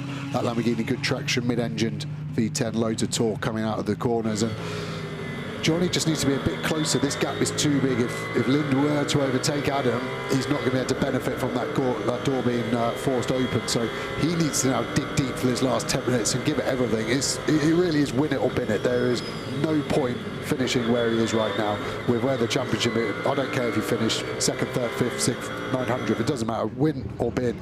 We see Johnny now going defensive. So he's highlighted in his own mind where he thinks Lind is strong, and he's just covering those bases. To your point there about the BMW, though, despite going in on a tight line, they were still quicker than the BMW through the corner. So the BMW definitely is struggling in that final sector. So too at the moment, though, is Johnny Adam, who is starting, I think, to get boxed in behind Jack Mitchell. We're hearing that Lind got past Cocker into the chicane. We don't know whether he was let through or whether he forced the door open. Either way, he's ahead, and it doesn't look as though Cocker is putting up much of a fight to get past him for the time being. No, and Lind's doing the norm here, is just eating a little bit of bumper through the slow corners, just to let Johnny Adam know that he's there and he doesn't care. It's not to kind of force him off or to make him crash. It is just, it's all psychological games. It's like flashing your headlights, but a bit more forceful. So we're going to see that, I think, go on. And we see the BMW's got a big enough gap here, so it's not really into play. It's what's going to happen in my mind is that Mitchell is going to get caught in sector 3 in one of the big brake zones. Johnny's going to have to check up and brake early, not to go in the back, and Lind can just send it down the inside and give the problem to Johnny Adam what to do, to turn in or to try and fight it out. This group of cars, by the way, 7.8 seconds ahead of Bradley Ellis, who's not catching them. Then it's Seb Morris, who not only is back on the lead lap, but into 8th place. He just overtook Valentine Haas-Chloe in the Beach Dean Aston Martin. That's been a storming recovery drive from the JRM Bentley that is now into 8th position and could yet get a little bit further up the order. Doubtful that they'll catch this group, thank goodness, because my heart couldn't take that. But they are at least on for a half-decent result in the last race of the season. Once again, through the Melbourne Loop, less than 10 minutes to go in our final race of the season. And this time there is proper contact, and Dennis Lind almost brought the rear wheels of the Aston Martin off the ground, and Johnny Cocker has no choice almost but to draw alongside Dennis Lind. This is for the championship. Down into Redgate corner, Lind goes to the outside, Cocker to the inside, Cocker's going through on the inside of Dennis Lind. Oh, I'm not sure about that one. He's gone back through, and Johnny Cocker, well, maybe he thinks, right, you can't do it, it's my turn. We've got less than 10 minutes to go. I have to take matters into my own hand and get past the Aston Martin now, because if he goes through, then he can leave Johnny Adam to deal with Dennis Lind once again. Yeah, Johnny obviously isn't happy with the job that Lind was doing. I think Lind obviously hit him, but probably hit him harder than he wanted, because it looked to me like he hit him and then eased off the throttle not to overtake. So he was kind of holding his hands up going, oh, sorry mate, I didn't mean to hit you that hard and make you lose that much time. 8 minutes remaining. Johnny's got to get it done soon because he needs to bring Lind through, so he can't just do a last lap lunge, because he needs Lind to have his last lap lunge in him as well if he's going to win the championship. But to me it just looks like Johnny's got the pace of Cocker but doesn't have the pace of Lind, so maybe we'll see that swap back round again and Lind gets another go at it. If both of the Lamborghinis get past the Aston Martin and it's the 69 car in front, 69 are champions, but he's slow out of the chicane, and Lind, I think, is going to go back through on the inside, is he? And again, Cocker didn't really fight that, so I think he's realised his mistake possibly. He lets Lind go back through, and within another lap or so, you'd imagine they'll be right back on the tail of the car in front. Phil Keane, by the way, attacking Rob Bell. All of a sudden, they've caught that group of GT4 cars I was talking about, and the lead gap is less than a second, so Callum McLeod could yet snatch the victory away from the McLaren. That group of GT4 cars, including the championship contenders in GT4, will be lapped by our GT3 contenders in the next 2 or 3 laps. Within the last 5 minutes of the race, we'll have all of them absolutely together, and I have no idea what that will mean for any of the championships. It's almost certain something will change, but what it is, we'll find out in a couple of laps' time, I guess. Yeah, and Rob Bell's having to be the vanguard here. It's a horrible job when you're the first car to open the gap through. Look at all those GT4 cars running nose to tail. If you catch them, how are you meant to overtake one and not disrupt and hit others? It's an amazing job that everyone's done so far through that group. I don't think I've ever seen a chain of GT cars as close for as long. That hasn't changed since we saw that hand-helmet battle. There's a little bit of a gap to the Academy Aston, but not massive. So it'll be interesting to see how that all goes now. And Rob Bell's got massive experience. He's just got to be calm. Callum McLeod is in the nice seat. As we see, Johnny Cocker's lost a lot of time now. I wonder what's happened there. As we see him come through the sectors, it must have all been in sector 2. He's lost the time, but hopefully there's no problem with that car, otherwise that will be the championship sort of fight done. Yes, has he had a moment? Let's have a look at the sector times then. Johnny Cocker, first sector 19.5 was okay, 35.3 was okay, middle sector, so I'm not quite sure what's going on there, but he certainly lost a bit of time. Dennis Lindo has reeled in Johnny Adam once again. Jack Mitchell goes up the inside of one of the Tolman cars there into Goddard's hairpin. But once again, Dennis Lind getting a very good look at the rear bumper of the Aston Martin. We get a look at the front end of the Lamborghini, which closes in with 6 minutes to go. Grey clouds still continue to loom, but I think we hopefully will escape any rain here in the latter stages. When they catch this group of GT4s, though, all bets are off. Yeah, exactly. And if I was Johnny now and if I was TF, I'd let Lynn go. Let him go. There's such a big gap now behind Cocker. You just hope that Lynn's playing it safe. The only thing is if he did let Lynn go in front, Lynn can back him up into Cocker, and then they would have to swap Lynn and Cocker. I hope you're following, because I'm not anymore. But 5 minutes remaining, there's no way that Johnny Cocker is going to negate that time lost to Johnny Adam in this last 5 minutes for me. There's a lot of GT4 cars, but that isn't enough, I don't think. Well, let's see, though, because they're going to catch the GT4s somewhere going into the last sector, I think. They're only just up the road. We'll see from the next external shot that they're very, very close. TF Sport maybe have been more relaxed than they are right now at some point in the past. Right now, they are all waiting with bated breath. 5 minutes to go, and they're in the traffic. So Johnny Adam then has caught Jack Mitchell as well in all of this, because Jack Mitchell caught the traffic first. Dennis Lind all over the curves. He's got a bit of a run here, hasn't he, on Adam? But Adam will go to the inside anyway. A to defend, B to get past the GT4 traffic. They all get boxed in together, though, and Dennis Lind goes around the outside of Johnny Adam, who is stuck behind the BMW of Jack Mitchell. There is no way through, though, for Dennis Lind, but the intensity could not be any higher. Johnny Cocker, for whatever reason, has dropped well back. Look, he's way off in the distance. He is not a part of this battle at the moment. Even if something did go wrong for Johnny Adam, there's no guarantee that Cocker is close enough to take advantage of it, but that is how close Dennis Lind is getting to the 47 Aston Martin. They come across the start-finish line then. The fight for third place in the race is on, and Johnny Adam is now sort of stuck between a rock and a hard place. He's got the slower BMW in front of him. He's got the quicker Lamborghini behind him. He can afford to lose one position, but no more than that, and Cocker is now starting to inch his way back towards them. Yeah, definitely, and I think that GT4s have been going. Johnny's on the defensive here. Oh, contact! Dennis Lind into the back of Johnny Adam, who goes somehow keeps it on the island, but is there damage to the Aston Martin? Johnny Cocker's got to run on both of them. Dennis Lind backs off to avoid a penalty, and through will go Cocker. Side by side then between the top two in the championship, and Adam could lose 2 positions as well. Dennis Lind alongside the Aston Martin, he fends him off just about, but Cocker is in front. Is Adam wounded? I think he must be. Dennis Lind alongside the Aston Martin up towards Cocker's corner, and Lind has gone through. Dennis Lind has got himself ahead of Johnny Adam within the final 4 minutes of the race, and it's all started to unravel for the 47 Aston Martin, and all of a sudden we were questioning why Johnny Cocker had dropped so far back. It fell into his lap. I mean, we only saw an internal looking back, but that looks so dirty from Lind. I hope that wasn't intentional, because Johnny Adam is a true gentleman. If he's lost a championship through something like that, if I was Dennis Lind, and it's a big statement to say, I would let Johnny Adam go back past. The overtake has only happened because of that contact. I think Johnny does have damage, but it doesn't look like it's terminal. He's got to stay out no matter what. Even if he's losing 3 or 4 seconds a lap, he'll lose more pitting.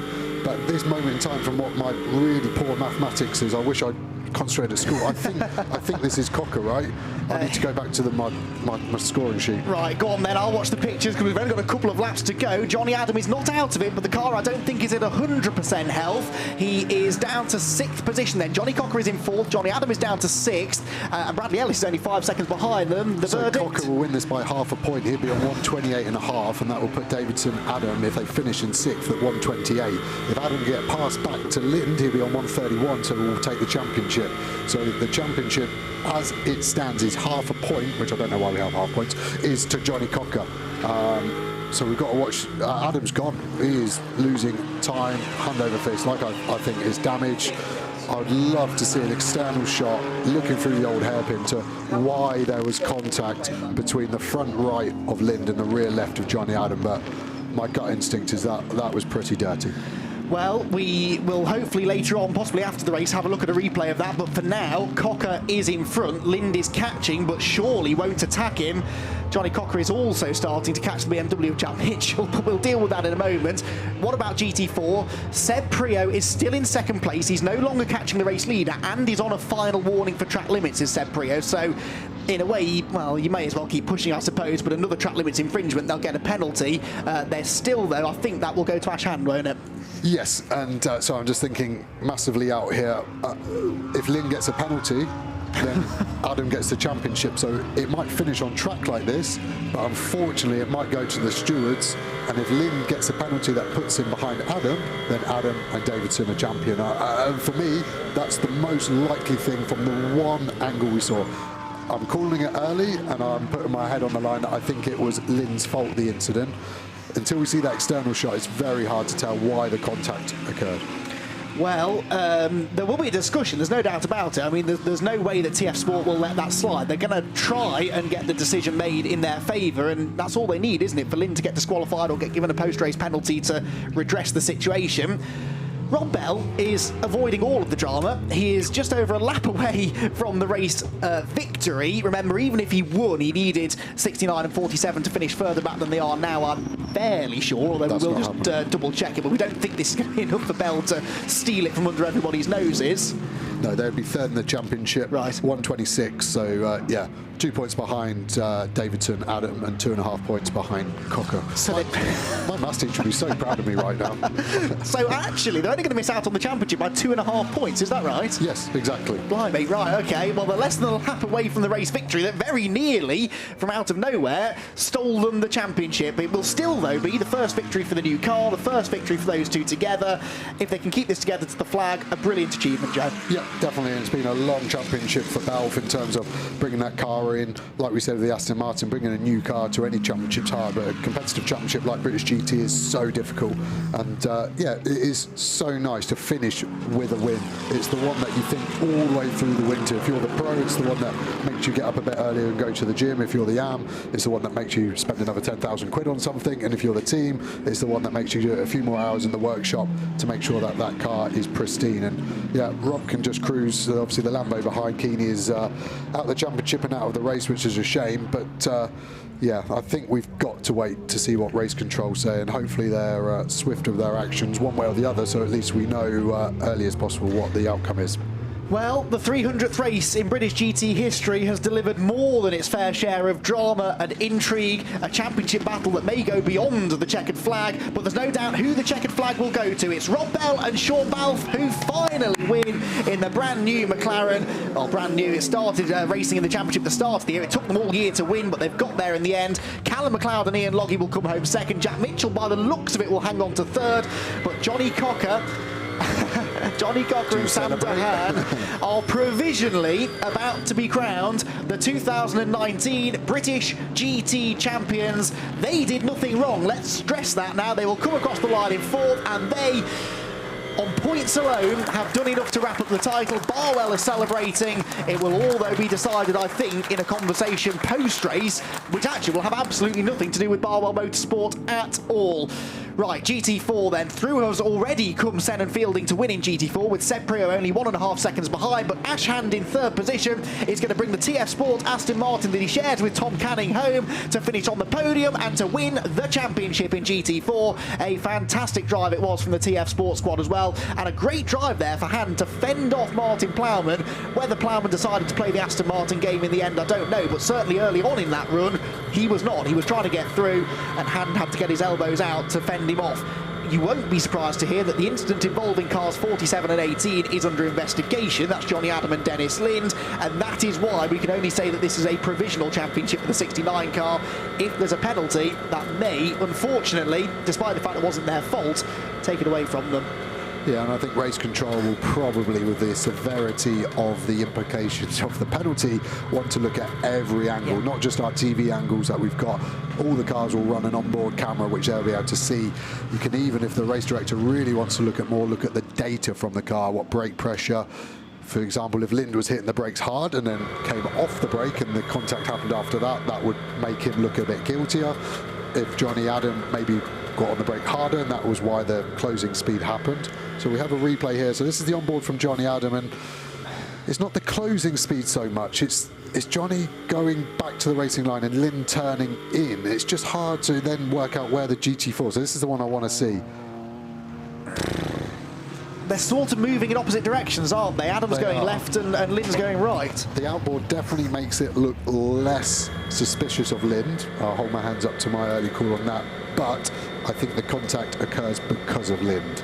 And the contact has led to the championship change in position. So what is the right thing to do? That is my rhetorical question to race control. And it doesn't look good, since they'd already made contact a few laps earlier, haven't they, as well? So that, by the way, was the other story at the end. Off into the Redgate gravel trap went the Bradley Ellis-driven Aston Martin. That actually handed a position, 7th place to be precise, to Seb Morris in the Bentley, and we believe that the two of them tangled. Morris had closed out a 7+ second gap and went for the move, Joe. Yeah, it got down the inside of him quite a lot. It was, again, not the easiest angle. Looked like he was halfway there. Brad didn't want to yield and Seb didn't want to give him too much space. And whenever you're the car on the outside, you're always the one that goes off and rotates to the outside. So it's a bad way to finish, but at least that wasn't so championship implicating. I think the onboard here is quite telling from Johnny. He's quite a calm individual, but he's very calm. Doesn't look like he's just won a championship. Does he think in the back of his mind that there's a question mark? He would have had a pretty good view of what happened and what he thought. There we see Davidson and Adam having a chat, looking at the damage of the rear left. I'm amazed how calm they all are. I don't tell myself brilliantly here. If I was Johnny, I'd be talking to Dennis Lind rather enthusiastically to get his point of view on it, then to my team manager to make sure as we dive in there, definitely diffuser damage, bodywork damage. You can probably see that bit poking out on the left-hand side of the wheel arch. It's probably Dennis Lind's dive plane off the front. So if you want to do some CIA for detective work on it, you won't have to work there. So yeah, this is going to the steward's room, that is for sure. Which is such a shame, because we've had an amazing season. It was an amazing race. And it's a shame that it ended in contact, but unfortunately in motorsport, sometimes two cars want to occupy the same bit of road, and with so much pressure in that situation, there was a lapped car in the fray as well. We're talking microscopic misjudgments, because I don't for a second think that Dennis Lind purposely drove him off the road. So we are talking a minor miscalculation on Dennis or Johnny's part, whoever is deemed to be at fault. Unfortunately, the ramifications are enormous as far as the championship is concerned, and that's where the issue will be. Right, well, as we saw there, Andy Jaye is down there with Johnny Adam. Andy, good luck. Johnny, we saw there was contact. That's obviously changed the balance of everything. What's your point of view? Yeah, I mean, obviously they were playing games behind between Dennis and Johnny, swapping positions, which is fair. Obviously, we're both fighting for a championship, but I got hit quite hard at Goddard's once, which was enough to disturb the back of the car.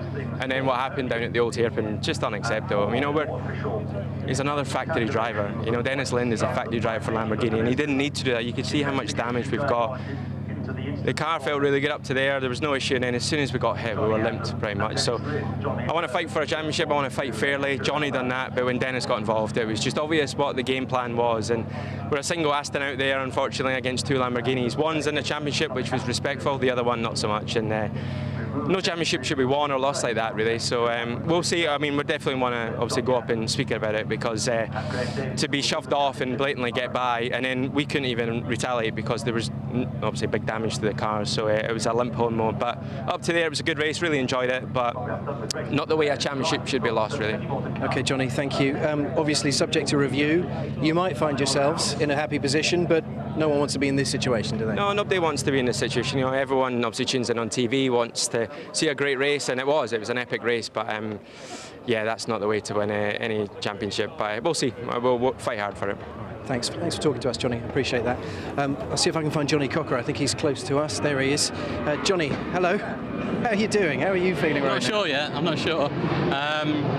I mean, we were struggling for pace, tucked up behind the Aston, and I could see Dennis was quick, so we thought to, let Dennis have a go. Were you aware that Dennis had created a bit of an issue with Johnny and hit him? I didn't see anything. I just saw everybody kind of slow up. I saw a lot of GT4 traffic, and then obviously everybody kind of slowed up, and I was in a position to kind of make the most of that. I don't know. I can imagine what everybody's kind of saying right now. Well, you don't want to win the championship this way, presumably? No, I mean, we want to win the championship full stop, but obviously you want to win it clean and you want to win it in a legitimate way, and I think that I drove a race which was completely clean. I did nothing wrong. No, you're not at fault. I'm not saying you are in any way. I know. So from my point of view, my conscience is clear. I don't think, as far as I could see, I think there was a GT4 car which held kind of everybody up, and in those situations it's so easy for everybody to just stack up against each other. I didn't actually see the incident. I just saw everybody kind of check up. Okay. But well, look, we better get to the podium, but thank you. We'll see whether it's celebration time. All right. As you can see, there's a bit of confusion. Everyone wants a fair result. We'll see what the adjudicators say, and we'll get ourselves to the podium. Yes, because we were hoping to crown a champion in a few minutes' time, but that may have to wait. But anyway, this is the result on the road, and I use that word again, provisionally. It is Rob Bell and Sean Bell, pretty sure, will win the race. Ian Logging and Callum McLeod should be second, and Angus Fender and Jack Mitchell should be third. That's all fine. Johnny Cocker and Sam Dehan, fourth position, which, if this result stands, will give them the championship. Michael Igoe and Dennis Lind in fifth. Maybe the car that disappears from this result eventually, with Graham Davis and Johnny Adam down to sixth position at the end. Rick Parfitt and Seb Morris end their season with a brilliant fight-back drive, which was sort of unnoticed because of everything else going on, but they end up in seventh place. Valentin Haas-Clough and Andrew Howard for Beach Team likewise getting to eighth position, with Ellis and Wilkinson classified ninth despite ending the race in the gravel trap. Then Nicky Thiem and Mark Farmer round out the top 10. Greg Caton and Seamus Jennings are next. Then the GT4 cars, Richard Williams and Senan Fielding, with their second victory of the year, and that car's going to be a force to be reckoned with next season, I think. Scott Maxwell and Seb Prio gave it everything they had to try and steal the championship from TF Sport, but in the end, it's Ash Hand and Tom Canning with their third-placed finish that should be enough to wrap up the GT4 title. Kelvin Fletcher and Martin Plowman win the Pro-Am element of the race, though, to wrap up their part of the championships. They will be Pro-Am champions, I'm pretty sure, but they just miss out in the end on the overall championship. Mike Robinson and Patrick Mathiasen round out the top 5 in GT4, ahead of Josh Price and Patrick Kibble, who lost a few places there towards the end. Likewise, Mark Murphy and Michael Broadhurst, I think, lost a spot in the closing stages. Then Michael O'Brien and Graham Johnson, yes. Then Callum Boynton and Dean McDonald to round out the top 20 overall, and they're towards the back end of the GT4 teams. Adam Ballon and Phil Keane, by the way, classified 23rd in the end. They did continue on their way, albeit finishing 6 laps down from the GT3 leaders, and unfortunately the Barwell curse, in a way, appears to have struck, certainly as far as they're concerned. Team Parker Racing's Bentley Continental also in strife early on, and they round out the top 30.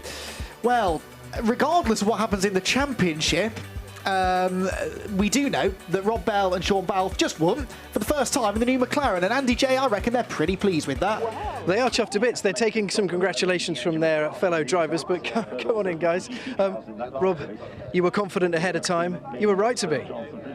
Yeah, I had a little feeling. And look, it was going great guns. We didn't come with any permutations or championships or anything like that. I was told we could win it, but we weren't thinking that. It was just get your head down, and we had a good car. David engineered it fantastically this weekend, and I said to Sean at the beginning, look, get your head down because we've got a 15-second penalty to make up, and you're going to do it. And Sean did a brilliant job. Are you thrilled, Sean? I think what Rob, yes. I think what Rob said, don't look back. It was what he said, just don't look back, get your head down. Yeah, I mean, the safety car start took away that risk at the beginning. So maybe that was a bit of luck. but you've still got to use it all, haven't you? You know, you get the opportunity, you've got to use it. I want to see you guys do a proper celebration on that podium. It's time to get started, so enjoy it. Thank you, gents. Well, the podium presentation's about to get underway then, and rather subdued in a way, but there are still celebrations to be had here, most definitely, particularly with our overall podium finishes, because none of them are involved in any judicial processes. Jack Mitchell then on the podium there in the BMW that he shared with Dominic Paul. Sorry, no, he didn't. He shared it with Angus Fender, excuse me. And they're the Silver Cup winners as well. Second place for McLeod and Loggy, but the win finally for Balfe Motorsports McLaren. It's taken them a while. They missed the first round of the season, remember, at Alton Park due to some underlying issues with the car, but they got it back out there at Snetterton. It was immediately on the pace at Snetterton, arguably robbed of a really good result there at Snet, but then they plugged away at it. They've got quicker and quicker as the year's gone on. Joe, I know you're happy to see this happen, but I think even from an unbiased point of view, nice to have new winners, at least a new winning car, and it was about time, wasn't it? Yeah, exactly. We've had 300 races, so it's nice to share those wins out, right? But I think ahead of next year, it's great to have another car that can potentially win outright races and then go for championship. So we've seen the Aston Martin win, we've seen the Lamborghini win, we've seen the Mercedes win. Now we're seeing the McLaren win. That's another car that can take the baton, and hopefully we'll see more 720 GT3s next year as well. As you see, Lauren Granville handing out the trophy. She does a lot of hard work behind the scenes, keeping all us drivers in check. So yeah, absolutely mega to have her around. Yeah, no, absolutely. She does a really good job. She sends me endless emails ahead of the event to try and keep us vaguely on track with what's going on. And yeah, the champagne sprayed then for our overall top three in the race. And that is a brilliant start. Nice to see Angus and Jack on there as well. I don't know if they had a podium yet this year, Century Motorsport in GT3. I'm doubting whether or not they have. This new podium at Donington's nowhere near as good as the old one, was it? That was up high, but I think someone actually fell off that podium and was quite badly injured. So health and safety has taken the 20-foot drop away and put it back on terra firma, which yeah, a bit of a less of a spectacle, less people can see it. But yeah, you can see the relief on all of those drivers. 2 hours, that pent-up sort of frustration, rage, emotion, all gets released. And then you're thinking about 2020. It's amazing how quickly a season goes. Century Motorsport have had a podium. They've finished third at Brands Hatch last time out with the number 9 car as well. So that's their second podium in a row. So a season that didn't start so well for Century has at least ended on a slightly brighter note, hasn't it? And, you know, it was a new car for the team in GT3 and new drivers as well. So hopefully, again, that's a building process for next year. There, provisionally, are your GT4 champions, Ash Hand and Tom Canning. They started from pole. They finished third in the race. That should be enough for them to wrap up the title. Seb Prio and Scott Maxwell, well, they threw everything they had at that, and had they been able to catch the Audi drivers that took the victory and overtake them, it could have all been so different. In the end, though, it is a second victory of the year for stellar performances. Audi, the number 29 car of Richard Williams and Senan Fielding, on the top step of the GT4 podium once again, as they were at Snetterton earlier on this year. And they very proudly hold that trophy aloft. It's fair to say the Audi hasn't been a car that's suited every circuit that we have visited this year, but when they've been strong, they've almost been unstoppable. They dominated that race at Snetterton and really were very rarely challenged in that one, were they, Joe? No, exactly. I think the driving pairing is so strong. Williams has been upgraded from a bronze to silver, be it his pace, so they've decided he's not actually an AM anymore. And then Senan Fielding is quick in anything he jumps in. And I think Stella have worked with that Toyota for so long, have now got a car that is reliable and they can actually start to work and develop and get faster and faster, so it's good to see them. Interestingly, the Multimatic boys didn't spray the champagne there. They were off quite quickly, so I don't know if that is a championship not winning kind of moan or a little sulk maybe. I think regardless, though, they can be pretty happy, can't they, with what they've achieved this year. We said at the start of the year we didn't expect that Ford Mustang to be the potent combination that it was, and yet it went and was straight on the pace at Alton Park of all circuits that you really wouldn't think the Mustang would be well suited to. And so I think regardless, in a way, they can be pretty happy with how they did. Steve Rouse, by the way, is the man making the podium presentations here for GT4, and we've had the GT4 overall podium. Now our Pro-Am podium runners make their way onto the podium, which we'll see on the top step. a very, very happy pairing of Martin Plowman and Kelvin Fletcher, who have now finally wrapped up the Pro-Am title in GT4, and they did so in style by winning the race. That's the way you want to win a championship, isn't it? You know, when we've heard people saying in GT3, well, that's not how we want to win a championship. This is how you do it. You win your class, you stand on the top step of the podium, and you lift that champion's trophy. Yep, exactly, and it's good to see the Pro-Am's actually doing pretty strong at the end of that one as well. The safety car helping them out a little bit, closing the gaps and stuff, but yeah, it's been good, and we're going to see Kelvin Fletcher strutting his stuff as well now on Strictly Come Dancing, so his competitive season goes on. Yes, well, this should hopefully buoy him up quite nicely going into his latest competition. We'll see how he gets on in that this season. He's taken a few days away from practicing his dance moves to come and do this racing driving thing that he's really got rather good at in recent years. And Kelvin Fletcher, who only a few years ago was a sort of, with respect, backmarker in the BTCC, and here he is, champion in the GT4 Pro-Am Championship. So we're going to now go on to an extra podium, the Champions Podium, except there are complications here. So we're going to have the GT. Yeah, exactly, yes. We're going to start with possibly end with GT4 Champions Podiums. I'm not sure we're going to see the GT3 drivers get up there because that incident is still under investigation and will be for some time, I fear. And sadly, it does involve championship challengers. But we can crown our GT4 champions. And first of all, they're back on the podium again. They've barely finished spraying the first lot of champagne, but Kelvin Fletcher and Martin Plowman are your GT4 Pro-Am champions in 2019 after a really, really hard-fought season in which they've been able to get onto the top step of the podium in Pro-Am on multiple occasions. The GT4 champions overall, Tom Canning and Ash Hand, they make their way onto the top of the podium as well, and they didn't win the race, but they did enough under incredibly high pressure circumstances to wrap up the title in style here at Donington Park, and they were on the overall podium as well, which was quite nice for them to see. Kelvin and Martin getting a head start on the uncorking of the champagne, and Kelvin's gone early. Well, never mind. You can forgive his excitement, can't you, I suppose? This is the biggest day in Kelvin Fletcher's racing career, no doubt about it. Yeah, definitely. Early always seems like a good idea, but then you're defenceless. So actually, I would rather wait there. Quick tap. So the losing his laurel as well. So yeah, champagne all round, and yeah, as I said, when you put so much hard work in, that bit of champagne tastes that little bit sweeter. As it always does, so I've been told. Well, these are our champions in GT4. Of course, none of them won the race. The race win went the way of the stellar performance Audi squad for the second time this year, and they're down there with Andy Jaye. They certainly are, gents. I mean, there's been so much drama, hasn't there? But let's focus on the fact that you guys have just won here in the final round of British GT 2019. What a performance. Well, yeah, it was pretty much the perfect weekend. So Stella have done an absolutely amazing job. The car's been faultless all weekend. Richard did an amazing job in qualifying and made a bit of pressure on to myself, actually. So and then first stint of the race, he literally didn't put a foot wrong. He did an amazing job, brought the car back, and the car was perfect through the whole stint. So yeah, it's just been a faultless weekend, and I can't thank the whole team enough. Good man. Richard, you told me at the very beginning of the season the secret was lots of coffee. How caffeinated are you right now? Pretty pumped right now, yeah.